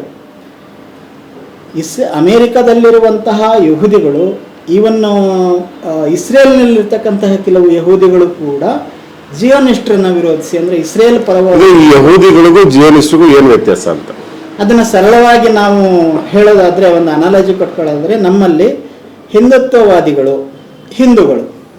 ಈಗ ನೀವು ಎಲ್ಲ ಹಿಂದೂಗಳು, ಆದರೆ ನಾವು ಹಿಂದುತ್ವವಾದಿಗಳಲ್ಲ. ಯಾಕೆ ಅಂತ ಹೇಳಿದ್ರೆ, ನಾವು ಹಿಂದುತ್ವ ಅನ್ನೋದನ್ನ ಒಂದು ಪೊಲಿಟಿಕಲ್ ಐಡಿಯಾಲಜಿ ಆಗಿ ನೋಡ್ತೀವಿ.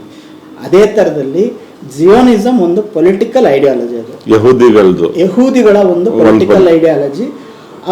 ಅದಕ್ಕೆ ಅದರದ್ದೇ ಆದಂಥ ಒಂದು ಪೊಲಿಟಿಕಲ್ ಅಜೆಂಡಾ ಇದೆ. ಮತ್ತು ಅದನ್ನು ರಿಲಿಜನ್ ಮೂಲಕ, ಇಲ್ಲಿ ಹೇಗೆ ಈ RSS ವಿಶ್ವ ಹಿಂದೂ ಪರಿಷತ್ತು ಒಂದು ಧಾರ್ಮಿಕವಾಗಿ ಜನರನ್ನು ಬಡಿದೆಬ್ಬಿಸ್ತಾ ಇದ್ದಾರೋ, ಇದೇ ಕೆಲಸವನ್ನು ಅಲ್ಲಿ ಮಾಡ್ತಾ ಇದ್ದಾರೆ.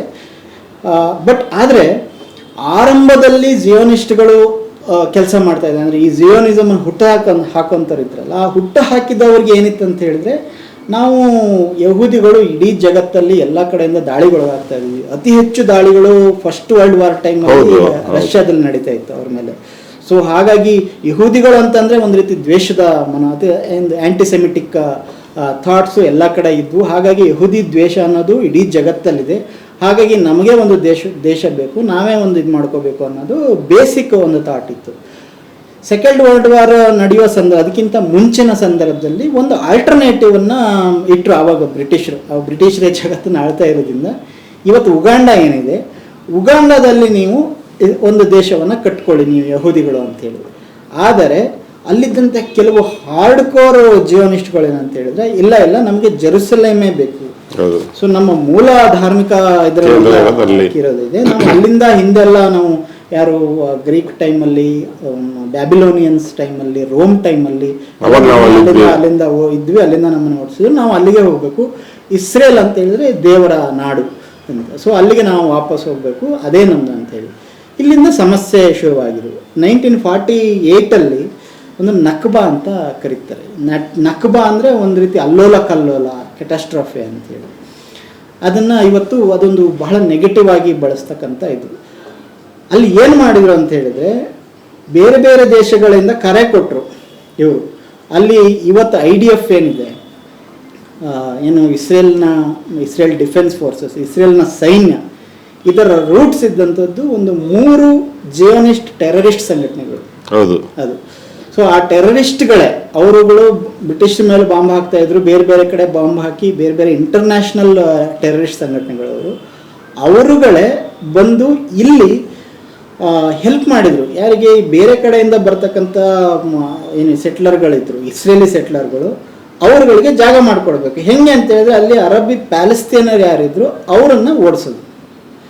ಸೊ ಅವ್ರ ಹತ್ರ ಬಾಂಬ್ಗಳಿದ್ವು, ಇವ್ರ ಹತ್ರ ಮಾಮೂಲಿ ಸಣ್ಣ ಪುಟ್ಟ ಕೋವಿ ಈ ಥರದ್ದಿದ್ರೆ ಅರಬ್ ಜನರ ಹತ್ರ ಸಾಂಪ್ರದಾಯಿಕವಾಗಿ ಅವ್ರ ಹತ್ರ ಬಾಂಬ್ಗಳು, ವೆಪನ್ಸ್ಗಳು ದೊಡ್ಡ ದೊಡ್ಡ ಮಟ್ಟದಲ್ಲಿ ಅದು ಇಂಟರ್ನ್ಯಾಷನಲ್ ಆಗಿ ಆರ್ಗನೈಸ್ ಮಾಡಿಕೊಂಡು ಇವರನ್ನ ದಬ್ಬಕ್ಕೆ ಶುರು ಮಾಡಿದರು. ಹೆಚ್ಚು ಕಡಿಮೆ ಆವಾಗಲೇ ಒಂದು 10 ಲಕ್ಷ ಜನ, 10 ಲಕ್ಷ ಜನರನ್ನ ಬೇರೆ ಬೇರೆ, ಇವತ್ತು ಪಕ್ಕದ ಲೆಬನಾನ್ ಇದೆ, ಈಜಿಪ್ಟ್ ಇದೆ, ಸಿರಿಯಾ ಇದೆ, ಜೋರ್ಡಾನ್ ಇದೆ. ಸೊ ಎಲ್ಲ ದೇಶಗಳಿಗೆ ದಬ್ಬು ಬಿಟ್ರು.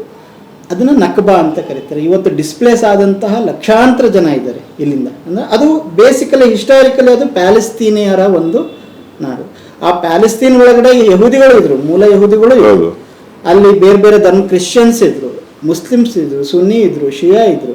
ಬಟ್ ಅವರೆಲ್ಲರೂ ಕೂಡ ತಮ್ಮನ್ನು ತಾವು ಪ್ಯಾಲೆಸ್ತೀನಿಯನ್ನರು ಅಂತ ಕರ್ಕೊಳ್ತಾ ಇದ್ರು. ಸೊ ಹಾಗಾಗಿ 48ರಲ್ಲಿ ಇಸ್ರೇಲ್ ಸ್ಥಾಪನೆ ಆದ ನಂತರದಲ್ಲಿ ಈ ರೀತಿಯ ಒಂದು ಡಿಸ್ಪ್ಲೇಸ್ಮೆಂಟ್ ಶುರುವಾಯಿತು. ಕ್ರೈಸಿಸ್ ಶುರುವಾಗಿದ್ದು ಅಲ್ಲಿಂದ, ಮೂಲತಃ ಶುರುವಾಗಿದ್ದು ಅಲ್ಲಿಂದ. ಹಾಗಾಗಿ ಅದನ್ನು ಒಂದು ಜಿಯೋನಿಸ್ಟ್ ಐಡಿಯಾಲಜಿ ಕೆಳಗಡೆ ಅವರು ಮಾಡಿದ್ರಿಂದ ಇವತ್ತು ಇಡೀ ಜಗತ್ತಲ್ಲಿ ಈ ಯುದ್ಧದ ಟೈಮಲ್ಲಿ ಜಿಯೋನಿಸ್ಟ್ಗಳಂತಂದರೆ ಒಂದು ರೀತಿ ಮನುಷ್ಯತ್ವ ಇಲ್ಲದೆ ಇದ್ದಂಥವರು, ಕ್ರೂರಿಗಳು ಅನ್ನೋ ಒಂದು ಅರ್ಥ ಬಂದ್ಬಿಟ್ಟಿದೆ. ಯಾಕಂದರೆ ಕಳೆದ 23 ತಿಂಗಳಲ್ಲಿ ಗಾಜಾ ಒಂದರಲ್ಲಿ 19,000 ಸಣ್ಣ ಮಕ್ಕಳನ್ನ ಕೊಂದಾಕಿದ್ದಾರೆ. 12 ಇರಬಾರ್ದು ಅಂತ ಅವ್ರಿಗೆ ಒಂಥರ. ಹೌದು, ಎಲ್ಲಿವರೆಗೆ ಅವ್ರದ್ದು ಈ ಪ್ಯಾಲೆಸ್ತೀನ್ ಅನ್ನೋದು ಎಲ್ಲಿವರೆಗೆ ಇರುತ್ತೆ, ಗಾಜಾ ಎಲ್ಲಿವರೆಗೆ ಇರುತ್ತೆ, ಎಲ್ಲಿವರೆಗೆ ವೆಸ್ಟ್ ಬ್ಯಾಂಕ್ ಇರುತ್ತೆ, ಅಲ್ಲಿವರೆಗೆ ಒಂದು ಕಾನ್ಸೆಪ್ಟ್, ಗ್ರೇಟರ್ ಇಸ್ರೇಲ್ ಕಾನ್ಸೆಪ್ಟ್ ಇದೆ. ನಮ್ಮ ಪುರಾತನ ಧಾರ್ಮಿಕ ಗ್ರಂಥಗಳಲ್ಲಿ ಇಸ್ರೇಲ್ ಅಂದರೆ ಇಷ್ಟಿಷ್ಟೆಲ್ಲ ಇತ್ತು, ಹಾಗಾಗಿ ಅದನ್ನೆಲ್ಲ ನಾವು ಮತ್ತೆ ವಾಪಸ್ ಪಡ್ಕೋಬೇಕು ಅಂತೇಳಿ. ಆ ನಂತರದಲ್ಲಿ ಸಾಕಷ್ಟು ಇತಿಹಾಸದಲ್ಲಿ ಬೇರೆ ಬೇರೆ ಜನ ಬಂದಿದ್ದಾರೆ, ಅಲ್ಲಿ ನೆಲೆಸಿದ್ದಾರೆ. ಈಗ ಎಲ್ಲ ದೇಶಗಳ ಇತಿಹಾಸನೂ ಹಾಗೇನೆ. ಆದರೆ ಪುರಾಣಗಳಲ್ಲಿ ಏನೋ ಒಂದು ನಾವು ಹೇಳ್ಕೊಂಡಿರ್ತೀವಿ, ಅದನ್ನೇ ಇವತ್ತು ನಾವು ಪಾಲಿಸಕ್ಕೆ ಹೋದಾಗ ಅದು ಸಂಘರ್ಷಗಳಿಗೆ ಇವಾಗ ಭಾರತದಲ್ಲೂ ಕೂಡ ಅದೇ ನಡೀತಾ ಇರೋದು. ಸೊ ಹಾಗಾಗಿ ನಮ್ಮದು ಅಲ್ಲಿ ದೇವಸ್ಥಾನ ಇತ್ತು. ಈಗ ಫಾರ್ ಎಕ್ಸಾಂಪಲ್ ಅಲ್ಲಿ ಅಲ್ ಅಕ್ಸಾ ಮಸೀದಿ ಇದೆ ಜೆರುಸಲೇಮಲ್ಲಿ. ಸೊ ಅದರ ಕೆಳಗಡೆ ನಮ್ಮದು ಏನು ಯಹೂದಿಗಳ ಒಂದು ದೇವಸ್ಥಾನ ಇತ್ತು, ಅದ್ರ ಮೇಲೆ ಈ ಮಸೀದಿ ಆಗಿದೆ. ಆ ಮಸೀದಿ 16-17ನೇ ಶತಮಾನದಲ್ಲೇನೋ ಕ್ರಿಯೇಟ್ ಆಗಿತ್ತು. ಆದರೆ ಈ ರೀತಿಯಾಗಿ ಒಂದು ನರೇಟಿವನ್ನು ಕ್ರಿಯೇಟ್ ಮಾಡಿ ಇವರು ಅದನ್ನು ರಿಲಿಜಿಯಸ್ ಆಗಿ ಪರಿವರ್ತನೆ ಮಾಡಿ, ಸೊ ಅಲ್ಲಿ ಒಂದು ಕಲ್ಪಿತ ಶತ್ರುಗಳನ್ನು ಹುಟ್ಟಿಸಿ, ಸೊ ಹಾಗಾಗಿ ಮುಸ್ಲಿಮರು ಇರೋ ತನಕ, ಅಂದರೆ ಅವರು ಬರೀ ಮುಸ್ಲಿಮರಲ್ಲ, ಜಿಯೋನಿಸ್ಟ್ಗಳು ಅಂತಿಮವಾದಂತಹ ಒಂದು ಶಾಂತಿ ನೆಲೆಸ್ಬೇಕಂತ ಹೇಳಿದ್ರೆ ಇಲ್ಲಿ ಬೇರೆ ಯಾವುದೇ ಧರ್ಮೀಯರು ಕೂಡ ಇರಬಾರ್ದು, ನಾವು ಮಾತ್ರ ಇರಬೇಕು, ನಮ್ಮದೇ ಆದಂತಹ ಒಂದು ದೇವರ ನಾಡಿಯಲ್ಲಿ ನೆಲೆಸಬೇಕು. ಆವಾಗ ಮಾತ್ರ ಶಾಶ್ವತವಾದ ಸುಭಿಕ್ಷತೆ, ಶಾಂತಿ ನೆಲೆಸುತ್ತೆ ಅಂತ ಅವರು ನಂಬೋದ್ರಿಂದ ಆ ರೀತಿಯಾಗಿ ಅವರ ಗುರುಗಳು, ಕೆಲವರು ಮತಾಂಧ ಧರ್ಮಗುರುಗಳು ಆ ರೀತಿಯಾಗಿ ಪ್ರೀಚ್ ಮಾಡೋದ್ರಿಂದ ಅದನ್ನು ಅವರು ಫಾಲೋ ಮಾಡಲಿಕ್ಕೆ ಪ್ರಯತ್ನ ಪಡ್ತಾರೆ. ಬಟ್ ಈಗಿರುವ ಈ ಫಾರ್ ಎಕ್ಸಾಂಪಲ್ ಬೆಂಜಮಿನ್ ನೇತನ್ಯಾಹುಗೆ ಅವನ ಸ್ವಂತ ಅಸ್ತಿತ್ವ ಅಷ್ಟೇ ಇಂಪಾರ್ಟೆಂಟು. ಅದಕ್ಕೆ ಅವನು ಆ ಒಂದು ಧರ್ಮದ ಇವೆಲ್ಲ ನರೇಟಿವ್ಗಳನ್ನು ಬಳಸ್ತಾ ಇದ್ದಾನೆ. ಸೊ ಇವತ್ತಿರ್ತಕ್ಕಂಥ ದೊಡ್ಡ ದೊಡ್ಡ ಇಸ್ರೇಲ್ನಿರ್ತಕ್ಕಂಥ ಬಿಸ್ನೆಸ್ ಮ್ಯಾನ್ಗಳಿಗೆ, ದೊಡ್ಡ ದೊಡ್ಡ ಕಂಪನಿಗಳ ಒಡೆಯರಿಗೆ ಇದು ಪೂರಕವಾಗಿರುತ್ತೆ ಬಿಟ್ಟರೆ, ಈ ಒಂದು ರಿಲಿಜಿಯಸ್ ಇದು ಪೂರಕವಾಗಿರುತ್ತೆ ಬಿಟ್ಟರೆ ಅವರ ಸ್ವಂತದ ಒಂದು ಸಾಮ್ರಾಜ್ಯವನ್ನು ವಿಸ್ತರಣೆ ಮಾಡಬೇಕು. ಸೊ ಈಗ ಗ್ರೇಟರ್ ಇಸ್ರೇಲ್ ಅಂತ ಹೇಳಿದಾಗ ನಾವು ಇಸ್ರೇಲನ್ನು ಈಗ ಆಲ್ರೆಡಿ ಇಡೀ ಕಳೆದ 35 ದಿನಗಳಲ್ಲಿ ಲೆಬನಾನ್ ಮೇಲೆ, ಬೇರೂತ್ ಮೇಲೆ ದೊಡ್ಡ ಮಟ್ಟದ ದಾಳಿಯನ್ನು ಅಲ್ಲಿ ನಡೆದು, ಇರಾನ್ ಮೇಲೆ ಯಾವ ರೀತಿ ದಾಳಿ ಮಾಡಿದ್ದಾರೆ ಲೆಬನಾನ್ ಮೇಲೆ ಕೂಡ ಮಾಡಿದ್ದಾರೆ. ಸುಮಾರು 2,000 ಜನನ ಲೆಬನಾನಲ್ಲೇ ಸಾಯಿಸಿದ್ದಾರೆ. ಆ ಬಿಲ್ಡಿಂಗ್, ದೊಡ್ಡ ದೊಡ್ಡ ಬಿಲ್ಡಿಂಗ್ಗಳ ಮೇಲೆ ಎಲ್ಲ ನೆಲಸಮ ಮಾಡ್ತಾ ಇದ್ದಾರೆ. ಗಾಜಾದಲ್ಲಿ ಯಾವ ಥರ ಮಾಡಿದ್ರು ಅದೇ ಥರದಲ್ಲಿ. ಸೊ ಇದು ಏನು ಇಂಟೆನ್ಷನ್ ತೋರಿಸ್ತಾ ಇದೆ ಅಂತ ಹೇಳಿದ್ರೆ ಸಾಮ್ರಾಜ್ಯ ವಿಸ್ತರಣೆ. ಈ ಸಾಮ್ರಾಜ್ಯ ವಿಸ್ತರಣೆಗೆ ಈ ಯುದ್ಧವನ್ನು ಬಳಸ್ಕೊಳ್ಳೋದು. ಹೀಗಾಗಿ ಈ ಜಿಯೋನಿಸಮ್ ಅಂತಕ್ಕಂಥದ್ದು ಇದು ಎಲ್ಲರೂ ಸೇರಿ ಕೋ ಎಕ್ಸಿಸ್ಟ್ ಆಗುವಂತಹ ಸಾಮರಸ್ಯ ಸಹಭಾಗಿತ್ವ ಹೋಗ್ಬೇಕನ್ನೋದು ಇಲ್ವೇ ಇಲ್ಲ. ಇದು ನಾಶ ಮಾಡಿ ನಾನು ಹೋಗ್ಬೇಕನ್ನೋದೇ ಆಗಿದೆ. ಬಟ್ ಬೈ ಆ್ಯಂಡ್ ಲಾರ್ಜ್ ಇವತ್ತು ಇಡೀ ಜಗತ್ತು ಈ ಥರದ ಥಿಯರಿನ ಸಿದ್ಧಾಂತವನ್ನು ಒಪ್ಕೊಳ್ಳೋದಿಲ್ಲ ಅನ್ಸುತ್ತೆ. ಕೊನೆಯದಾಗಿ ಇದರ ಪರಿಣಾಮಗಳ ಬಗ್ಗೆ ನಾವು ಆಗಿಂದನೂ ಕೂಡ ಮಾತಾಡ್ತಾ ಇದ್ವಿ. ಈಗ ನೋಡಿ, ಬೆಂಗಳೂರಿನಲ್ಲೇ ನಾವು ನೋಡ್ತಾ ಇದ್ದೀವಿ, ಆಟೋಗಳು LPG ಆಗಿರ್ಬೋದು ಅಥವಾ CNG ಆಗಿರ್ಬೋದು, ರಾಶಿ ರಾಶಿ ಆಟೋಗಳು ಸಾಲ್ಗಟ್ಟು ನಿಂತಿರೋದನ್ನು ನೋಡ್ತಾ ಇದ್ದೀವಿ. ಗ್ಯಾಸ್ ಬುಕ್ ಮಾಡಿದ್ರೆ ಗ್ಯಾಸ್ ಬರ್ತಾ ಇಲ್ಲ, ಭಾಳಷ್ಟು ಜನ ಒದ್ದಾಡ್ತಾ ಇದ್ದಾರೆ. ಈ ಥರದ ಸಮಸ್ಯೆ ಇದೆ. ಕೆಲವು ಕಡೆ ಎಲ್ಲ ಪೆಟ್ರೋಲ್ ಬಂಕ್ಗಳಲ್ಲಿ ಸಮಸ್ಯೆ ಆಗಿದೆ. ಮತ್ತು ಬೇರೆ ಬೇರೆ ರಾಜ್ಯಗಳಲ್ಲೂ ಕೂಡ ತೀವ್ರ ರೂಪದ ಸಮಸ್ಯೆಗಳು ಈಗಾಗಲೇ ಕಾಣಿಸ್ಕೊಂಡಿದೆ. ಹೋಟೆಲ್ಗಳಲ್ಲಿ 1-2 ಪಟ್ಟು ಹಣವನ್ನು ತಗೊಳ್ತಿರೋದು ನೋಡ್ತಾ ಇದ್ದೀವಿ. ಎಲ್ಲ ಡಬಲ್ ರೇಟ್ ಆಗ್ತಾ ಇದೆ.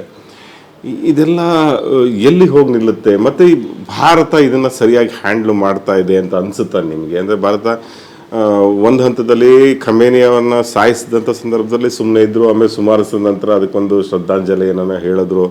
ಆಮೇಲೆ ಇರಾನ್ ಕೂಡ ನಮ್ಮ ಮಿತ್ರ ಅನ್ನೋ ಥರ ಹೇಳೋಕ್ಕೆ ಶುರು ಮಾಡಿದ್ರು. ಮತ್ತು ಕೊಲ್ಲಿ ರಾಷ್ಟ್ರಗಳ ಮೇಲೆ ದಾಳಿ ನಡೆದಿದೆ, ಅದು ಸರಿಯಲ್ಲ ಅಂತ ಅದನ್ನು ಹೇಳ್ತಾ ಇದ್ರು. ಬಟ್ ಏನೋ ಒಂದು ಸ್ಪಷ್ಟತೆ ಕಾಣಿಸ್ತಾ ಇಲ್ಲ. ಭಾರತದ ಒಂದು ನೀತಿಯಲ್ಲಿ ಒಂದು ಸ್ಪಷ್ಟತೆ ಕಾಣಿಸ್ತಾ ಇಲ್ಲ. ಈ ಸಂದರ್ಭದಲ್ಲಿ ಭಾರತದ ನಡೆ ಏನಾಗಿರಬೇಕು ಅಂತ ನಿಮ್ಗೆ ಅನಿಸುತ್ತೆ? ಸರ್, ಈಗ ಬಹಳ ವರ್ಷಗಳಿಂದ ಭಾರತದ ನಿಲುವಿನಲ್ಲಿ ವಿದೇಶಾಂಗ ನೀತಿ ಒಳಗಡೆ ಒಂದು ಶಿಫ್ಟ್ ಆಗಿದೆ, ನಾವು ಗುರುತಿಸಬಹುದಾದದ್ದು. ಹೆಚ್ಚು ಸೈನಿಕ ಒಪ್ಪಂದಗಳು, ಸೈನಿಕ ವ್ಯವಹಾರಗಳು ಇವೆಲ್ಲವೂ ಕೂಡ ನಾವು ಭಾರತ ಸರ್ಕಾರ ಇಸ್ರೇಲ್ ಜೊತೆಗೆ ಮಾಡ್ತಾ ಇದೆ ಇದನ್ನು. ಸೊ ಈ ಯುದ್ಧ ಶುರುವಾಗೋದಕ್ಕಿಂತ ಒಂದು 48 ಗಂಟೆ ಮುಂಚೆ ಹೋಗಿ ನಮ್ಮ ಮೋದಿಜಿಯವರು ಪದಕ ಹಾಕ್ಕೊಂಡು ಬಂದರು. ಹೌದು, ಅಲ್ಲಿ ಇದೇ ನೇತನ್ಯಾಹುನಿಂದ ಮದರ್ಲ್ಯಾಂಡು ಫಾದರ್ಲ್ಯಾಂಡು ಏನೋ ಆ ರೀತಿ ಎಲ್ಲ ಹೇಳಿ ತಮ್ಮನ್ನು ತಾವು. ಸೊ ಆವಾಗ ಬಹುಶಃ ಮೋದಿಗಿದ್ದ ಇದೇನಂತ ಹೇಳಿದ್ರೆ, ಇನ್ನೊಂದು ವಾರದಲ್ಲಿ ಇಸ್ರೇಲು ರಾಜ ಆಗಿ ಸಿಂಹಾಸನದ ಮೇಲೆ ಕೂತ್ಕೊಳ್ತಾನೆ, ನಮಗೆ ಆವಾಗ ದೊಡ್ಡ ಮಟ್ಟದ ಲಾಭ ಬರುತ್ತೆ ಅಂತ ಹೇಳಿ ಇದೇ ರೀತಿಯ ಒಂದು ಚಿತ್ರಣವನ್ನು ಅವರಿಗೂ ಕೊಡಲಾಗಿತ್ತು. ಯಾವ ರೀತಿ ಅಮೆರಿಕ ಕೊಡಲಾಗಿತ್ತು, ಇಲ್ಲೂ ಕೊಡಲಾಗಿತ್ತು. ಅಂದ್ರೆ ಮೋದಿ ಅವರಿಗೆ ಯುದ್ಧ ನಡೆಯುತ್ತೆ ಅನ್ನೋದು ಗೊತ್ತಿತ್ತು, ಖಂಡಿತ ಗೊತ್ತಿತ್ತು. ಸೊ ಆ ರೀತಿಯ ಲೆಕ್ಕಾಚಾರದ ಮೇಲೇ ಅದು ಒಂದು ಸಂದೇಶವನ್ನು ಕೊಟ್ಟರು. ಅದು ನಮಗೆ ಇವತ್ತು ತಿರುಗಿ ನೋಡಿದಾಗ ದೊಡ್ಡ ಡಿಸಾಸ್ಟರ್ ಅಂತ ಕಾಣಿಸ್ತಾ ಇದೆ. ಇದು ಒಂದು ಸಣ್ಣ ಪ್ರಮಾದ ಅನ್ನೋದಕ್ಕಿಂತನೂ ಕೂಡ ಸಣ್ಣ ಡಿಸಾಸ್ಟರ್. ಮುಂದಿನ ದಿನಗಳಲ್ಲಿ ಇದರ ಪರಿಣಾಮ ನಮಗೆ ಇನ್ನೂ ನಿಚ್ಚಳವಾಗಿ ಕಾಣ್ತಾ ಹೋಗುತ್ತೆ ಅಂತ. ಯಾಕೆ ಅಂತ ಹೇಳಿದ್ರೆ, ಇವತ್ತು ಈಗ ನಮಗೆ ಈಗ ಹೋರ್ಮುಜ್ ಜಲಸಂಧಿಯಲ್ಲಿ ಹಡಗುಗಳನ್ನು ಬಿಟ್ಟು ಅಂದರೆ ಆರಾಮಾಗಿ ಹೋಗ್ಬೋದು ಅನ್ನೋ ಪಟ್ಟಿಯಲ್ಲಿ ನಾವು ಇದ್ದೀವಿ. ಈಗ ಕೆಲವು ಪಾಕಿಸ್ತಾನ, ನಾವು, ಚೀನಾ ಇವುಗಳಿಗೆಲ್ಲ ಬಿಡ್ತಾ ಇದೆ. ಆದರೆ ಇರಾನ್ ಭಾರತವನ್ನು ಸಂಪೂರ್ಣವಾಗಿ ನಂಬ್ತಾ ಇಲ್ಲ. ಇರಾನ್ ಕೂಡ ಈ ಶಿಫ್ಟ್ ಏನಿದೆ, ಈ ಶಿಫ್ಟನ್ನು ಇದು ಗುರುತಿಸಿದೆ ಅಂತ ಹೇಳಿ. ಹಾಗಾಗಿ ಮುಕ್ತವಾಗಿ ನಮಗೆ ಇನ್ನೂ ಬಿಡ್ತಾ ಇಲ್ಲ. ಇನ್ನು ನಮ್ಮ ಭಾರತದ ಸುಮಾರಷ್ಟು ಹಡಗುಗಳು ಇನ್ನೂ ಅಲ್ಲಿ ಕ್ಯೂನಲ್ಲಿ ನಿಂತ್ಕೊಂಡಿದ್ದಾವೆ. ಈ ಪರಿಸ್ಥಿತಿ ನಮಗೆ ಅಗತ್ಯ ಇರಲಿಲ್ಲ. ಯಾಕಂತೇಳಿದ್ರೆ ಇರಾನ್ ಜೊತೆಗೆ ನಮಗೆ ಅಂದ್ರೆ ಚೀನಾದವ್ರಿಗೆ ಯಾವ ಅಡ್ಡಿನೂ ಇಲ್ಲ, ಹೋಗ್ತಾ ಇದೆ, ಸಮಸ್ಯೆನೇ ಇಲ್ಲ ಅವ್ರಿಗೆ. ಈಗ ಇರಾನ್ನಿಂದ ಎಲ್ಲೆಲ್ಲಿಗೆ ಇದು ಹೋಗಬೇಕೋ ಅವೆಲ್ಲ ಹೋಗ್ತಾ ಇದ್ದಾವೆ, ಯಾವ ತೊಂದರೆನೂ ಇಲ್ದಂಗೆ ಹೋಗ್ತಾ ಇದ್ದಾವೆ. ಚೀನಾಗೂ ಅಷ್ಟೇ ಎಲ್ಲೆಲ್ಲಿಂದ ಹೋಗಬೇಕು ಎಲ್ಲ ಹೋಗ್ತಾ ಇದ್ದಾವೆ, ಯಾವ ಸಮಸ್ಯೆನೂ ಆಗಿಲ್ಲ. ಸಮಸ್ಯೆ ಆಗಿರೋದು ನಮಗೆ ಒಂದು ಮಟ್ಟಕ್ಕೆ ಪೂರ್ತಿ ಸಮಸ್ಯೆ ಆಗಿದೆ ಅಂತ ಹೇಳ್ತಿಲ್ಲ, ಒಂದು ಮಟ್ಟಕ್ಕೆ ಸಮಸ್ಯೆ ಆಗಿದೆ. ಮತ್ತು ಬೇರೆ ನೇರವಾಗಿ ಅಮೇರಿಕಾ, ಇಸ್ರೇಲ್ ಇವೆಲ್ಲವೂ ಕೂಡ 100% ಅವರು ಬ್ಲಾಕ್ ಮಾಡಿದ್ದಾರೆ. ಇದು ಒಂದು. ಸೊ ಹಾಗಾಗಿ ಇದು ಹೀಗೆ ಆಗುವ ಇದಿಲ್ಲ. ಯಾಕಂತೇಳಿದ್ರೆ ನಾವು ನಮ್ಮದೇ ಆದಂಥ ಒಂದು ಇರಾನ್ ಜೊತೆಗೆ ನೀವು ನೋಡಿ, ವಾಜಪೇಯಿ ಅವರು ಎಷ್ಟು ಒಂದು ಬಾಂಡನ್ನು ತುಂಬ ಗಟ್ಟಿ ಮಾಡಿದರು ನಮಗೆ. ಸೊ ಅದನ್ನೆಲ್ಲ ಇರಾನ್ ಜೊತೆಗೆ ಸೊ ಆ ಒಂದು ರೀತಿಯಲ್ಲೇ ನಾವು ಅದೇ ಪಾಲಿಸಿ ಇಟ್ಕೊಂಡು ಬಹುಶಃ ಇವತ್ತು ಇದ್ದಿದ್ರೆ ಇಷ್ಟರ ಮಟ್ಟಿಗೆ ಆತಂಕಕ್ಕೆ ನಮಗೆ ಕಾರಣ ಆಗ್ತಿರ್ಲಿಲ್ಲ ಅಂತ ಅನಿಸುತ್ತೆ. ಈವಾಗಲೂ ಕೂಡ ನಮ್ಮ ಸರ್ಕಾರ ಈ ಬಗ್ಗೆ ಒಂದು ಕ್ಲಾರಿಟಿನ ಪಡ್ಕೊಳಕ್ಕಾಗ್ತಿಲ್ಲ. ಈಗ ಮೊನ್ನೆ ಈ ಇರಾನ್ ಜೊತೆಗೆ ಮಾತುಕತೆ ಮಾಡ್ತಾ ಇರೋ ಟೈಮಲ್ಲೇ ಈಗ ಇನ್ಫ್ಯಾಕ್ಟು ನಾವು ಬ್ರಿಕ್ಸ್ ಇದೆ, ಬ್ರಿಕ್ಸ್ ದೇಶಗಳ ಅಧ್ಯಕ್ಷ ಸ್ಥಾನವನ್ನು ಈಗ ನಾವು 2 ವರ್ಷಕ್ಕೆ ನಮ್ಮ ಸರದಿ ಈಗ ಭಾರತದ್ದು, ಈಗ ನರೇಂದ್ರ ಮೋದಿನೇ ಅಲ್ಲಿ ರೆಪ್ರೆಸೆಂಟ್ ಮಾಡ್ತಾರೆ. ಇದುವರೆಗೆ ಬ್ರಿಕ್ಸ್ನ ಒಂದು ಏನೋ ನಿಲುವನ್ನು ಓಪನ್ ಆಗಿ ಹೇಳೋಕ್ಕಾಗಿಲ್ಲ. ಇದೇ 1 ವರ್ಷದಿಂದ 12 ದಿವಸದ ಯುದ್ಧ ನಡೆದಾಗ ಆವಾಗ ಬ್ರೆಜಿಲ್ ಇತ್ತು ಬ್ರಿಕ್ಸ್ನ ಅಧ್ಯಕ್ಷ ಸ್ಥಾನದಲ್ಲಿ. ಆವಾಗ ಬ್ರೆಜಿಲ್ಲು ಬಹಳ ಸ್ಪಷ್ಟವಾಗಿ ಅದನ್ನು ಖಂಡಿಸಿತ್ತು. ಯಾಕಂತ ಹೇಳಿದ್ರೆ ಬ್ರಿಕ್ಸ್ ಅಂತ ಹೇಳಿದ್ರೆ ಇವತ್ತು ಇಡೀ ಜಗತ್ತಿನ ಆರ್ಥಿಕತೆ ಒಳಗಡೆ ಒಂದು ಪ್ರಧಾನವಾದಂಥ ಒಂದು ಶಕ್ತಿ ಅದು. ಬ್ರೆಜಿಲ್ಲು, ರಷ್ಯಾ, ಚೀನಾ, ಇಂಡಿಯಾ ಇಷ್ಟು ದೇಶಗಳ ಹೇಳಿದರೆ ಒಂದು ದೊಡ್ಡ ಮಾರ್ಕೆಟ್ ಇದು. ಹೌದು. ಸೊ ಇದಕ್ಕೆ ಇದು ಹೇಳುವ ಒಂದು ಮಾತಿಗೂ ಕೂಡ ಬಹಳ ಒಂದು ತೂಕ ಇರುತ್ತೆ ಅಂಥೇಳಿ. ಆದರೆ ಇವತ್ತು ಆಗ್ತಾ ಇಲ್ಲ, ಆ ಕೆಲಸ ಆಗ್ತಾ ಇಲ್ಲ. ಇನ್ಫ್ಯಾಕ್ಟು ಈ ಒಂದು ಸಿಚುವೇಶನ್ ನಮಗೆ ಎಷ್ಟು ಅಡ್ವಾಂಟೇಜ್. ಈಗ ಒಂದು ವಿಶ್ಲೇಷಣೆ ಏನು ಹೇಳ್ತಾ ಇದೆ, ಅಮೇರಿಕಾದ ಪೆಟ್ರೋ-ಡಾಲರ್ ಸಿಸ್ಟಮ್ ಕುಸ್ತೋಗುತ್ತೆ ಈ ಯುದ್ಧ ಆದ ನಂತರದಲ್ಲಿ. ಯಾಕಂದರೆ ನೆಕ್ಸ್ಟು ಸ್ಟ್ರೈಟ್ ಆಫ್ ಹೊರ್ಮುಜಲ್ಲಿ ನಡೆಯುವ ಎಲ್ಲ ವ್ಯಾಪಾರ ವಹಿವಾಟುಗಳು ಯುವಾನ್ನಲ್ಲಿ ನಡೆಯುತ್ತೆ. ಸೊ ಇಂಥ ಸಿಚುವೇಷನಲ್ಲಿ ಬ್ರಿಕ್ಸ್ ಒಂದು ಆಲ್ಟರ್ನೇಟಿವ್ ಸಿಸ್ಟಮ್ ತಂದರೆ ಅದು ಬೇರೆ ರೀತಿಯಲ್ಲೇ ಆರ್ಥಿಕತೆಯನ್ನು ತಗೊಂಡೋಗ್ಬೋದು.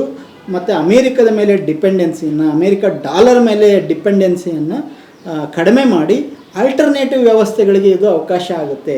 ಆದರೆ ಭಾರತ ಅಂದರೆ ಬ್ರಿಕ್ಸ್ನ ಅಧ್ಯಕ್ಷ ಸ್ಥಾನದಲ್ಲಿರುವ ಭಾರತ ಆ ಡೈರೆಕ್ಷನಲ್ಲಿ ಒಂದು ಧೈರ್ಯವನ್ನು, ದಿಟ್ಟತನವನ್ನು ತೋರಿಸ್ತಾ ಇಲ್ಲ. ಇದು ಟೋಟಲ್ ಆಗಿ ಇಡೀ ಜಾಗತಿಕ ಮಟ್ಟದಲ್ಲಿ ನಮ್ಮನ್ನು ನಾವು ಕುಗ್ಗಿಸ್ಕೊಂಡಿದ್ದೀವಿ. ನಮ್ಮ ಒಂದು ತಾಕತ್ತೇನಿತ್ತು, ನಮ್ಮ ಒಂದು ಇಂಥ ಸಂದರ್ಭದಲ್ಲಿ ಲಾಬಿ ಮಾಡುವಂಥ ಒಂದು ಕೆಪಾಸಿಟಿ ನಮಗೆ ಭಾರತಕ್ಕೆ ಬಹಳ ದೊಡ್ಡ ಮಟ್ಟದಲ್ಲಿತ್ತು. ಅಂಥ ಒಂದು 2 ಮಹಾಶಕ್ತಿಗಳು ಅಮೇರಿಕಾ ಮತ್ತು USSR ಸೋವಿಯತ್ ಒಕ್ಕೂಟ ಸೇರಿ ಒಂದು ಕೋಲ್ಡ್ ವಾರ್ ನಡೆಸ್ತಾ ಇದ್ದಂಥ ಸಂದರ್ಭದಲ್ಲಿ, ಶೀತಲ ಸಮರ ನಡೆಸ್ತಾ ಸಂದರ್ಭದಲ್ಲೇ ನಾವು ನಿಮ್ಮಿಬ್ಬರ ಜೊತೆಗೆ ಸೇರೋದಿಲ್ಲ, ನಾವು ಅಲಿಪ್ತ ನೀತಿಯನ್ನು ಮಾಡ್ತೀವಿ ಅಂತೇಳಿ ಇಡೀ ಜಗತ್ತಿಗೆ ಒಂದು ಥರ್ಡ್ ಬ್ಲಾಕ್ ಆಗಿ ನಾವು ಬಹಳಷ್ಟು ದೇಶಗಳನ್ನು ನಮ್ಮ ಜೊತೆ ಸೇರಿಸ್ಕೊಂಡ ಒಂದು ಸ್ಟ್ರಾಂಗ್ ಆದ ಮೆಸೇಜ್ ಕೊಟ್ಟಂಥ ದೇಶ ಇವತ್ತು ಒಂದು ರೀತಿಯಲ್ಲಿ ಅವ್ರ ಜೊತೆಗೆ ಹೋಗಿ ಸೇರಿಕೊಂಡು ಬಹಳ ಸಣ್ಣ ಶಕ್ತಿಯಾಗಿ ನಾವು ತೋರಿಸ್ಕೊಳ್ತಾ ಇದ್ದೀವಿ.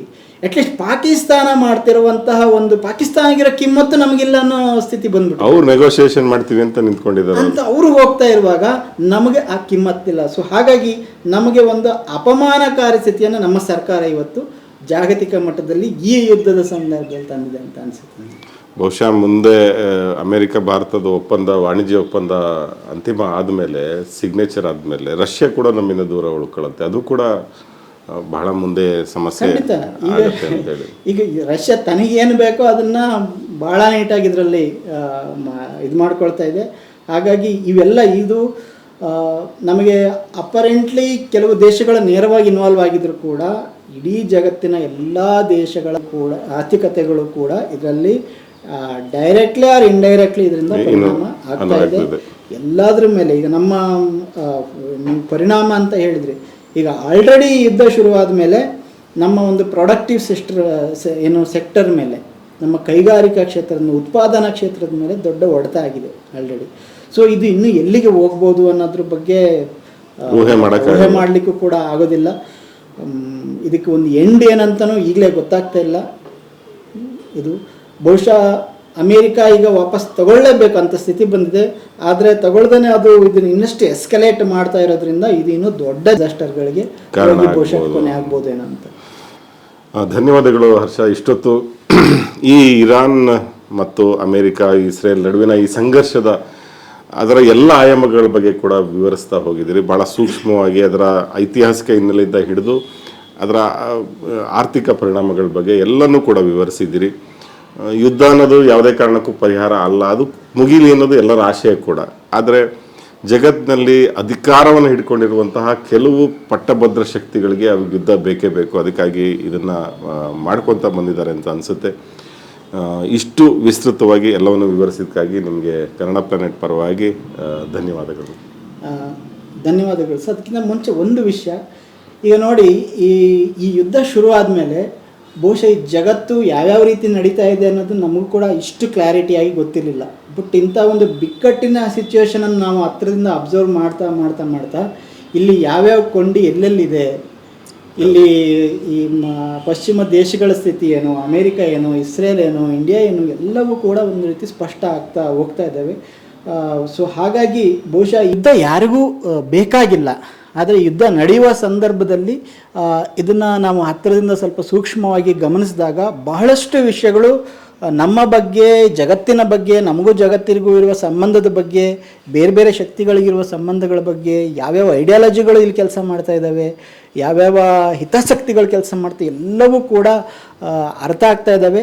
ಹಾಗಾಗಿ ವೀಕ್ಷಕರಿಗೂ ನಾನು ಹೇಳೋದಷ್ಟೇ, ಈ ಯುದ್ಧವನ್ನು ನೀವು ಗಮನಿಸ್ತಾ ಹೋಗಿ, ಇಲ್ಲಿ ಏನೇನು ನಡೀತಾ ಇದೆ ಅಂಥೇಳಿ ಸೂಕ್ಷ್ಮವಾಗಿ ಗಮನಿಸ್ತಾ ಹೋಗಿ, ಶಕ್ತಿಯ ಪರವಾಗಿ ನಿಂತ್ಕೊಂಡು ನಾವು ಅದರ ಚೀರ್ ಲೀಡರ್ಗಳು ಆಗಬೇಕಾಗಿಲ್ಲ. ಆದರೆ ಇಲ್ಲಿ ನ್ಯಾಯ ಮತ್ತು ಅನ್ಯಾಯ ಅಂತ ಬಂದಾಗ ನಾವು ನ್ಯಾಯದ ಪರ ನಿಂತ್ಕೋಬೇಕಾಗತ್ತೆ, ಸತ್ಯದ ಪರ ನಿಂತ್ಕೊಳ್ಳೇಬೇಕಾಗತ್ತೆ. ಹಾಗಾಗಿ ಸೊ ಆ ದೃಷ್ಟಿಯಿಂದ ನಾವು ಯುದ್ಧವನ್ನು ನೋಡ್ಬೋದು ಅಂತ ಹೇಳ್ತಾ ನಿಮ್ಗೆಲ್ರಿಗೂ ಕೂಡ ನಮಸ್ತೆ. ನಿಮಗೂ ನಮಸ್ಕಾರ. Thank you Harsha.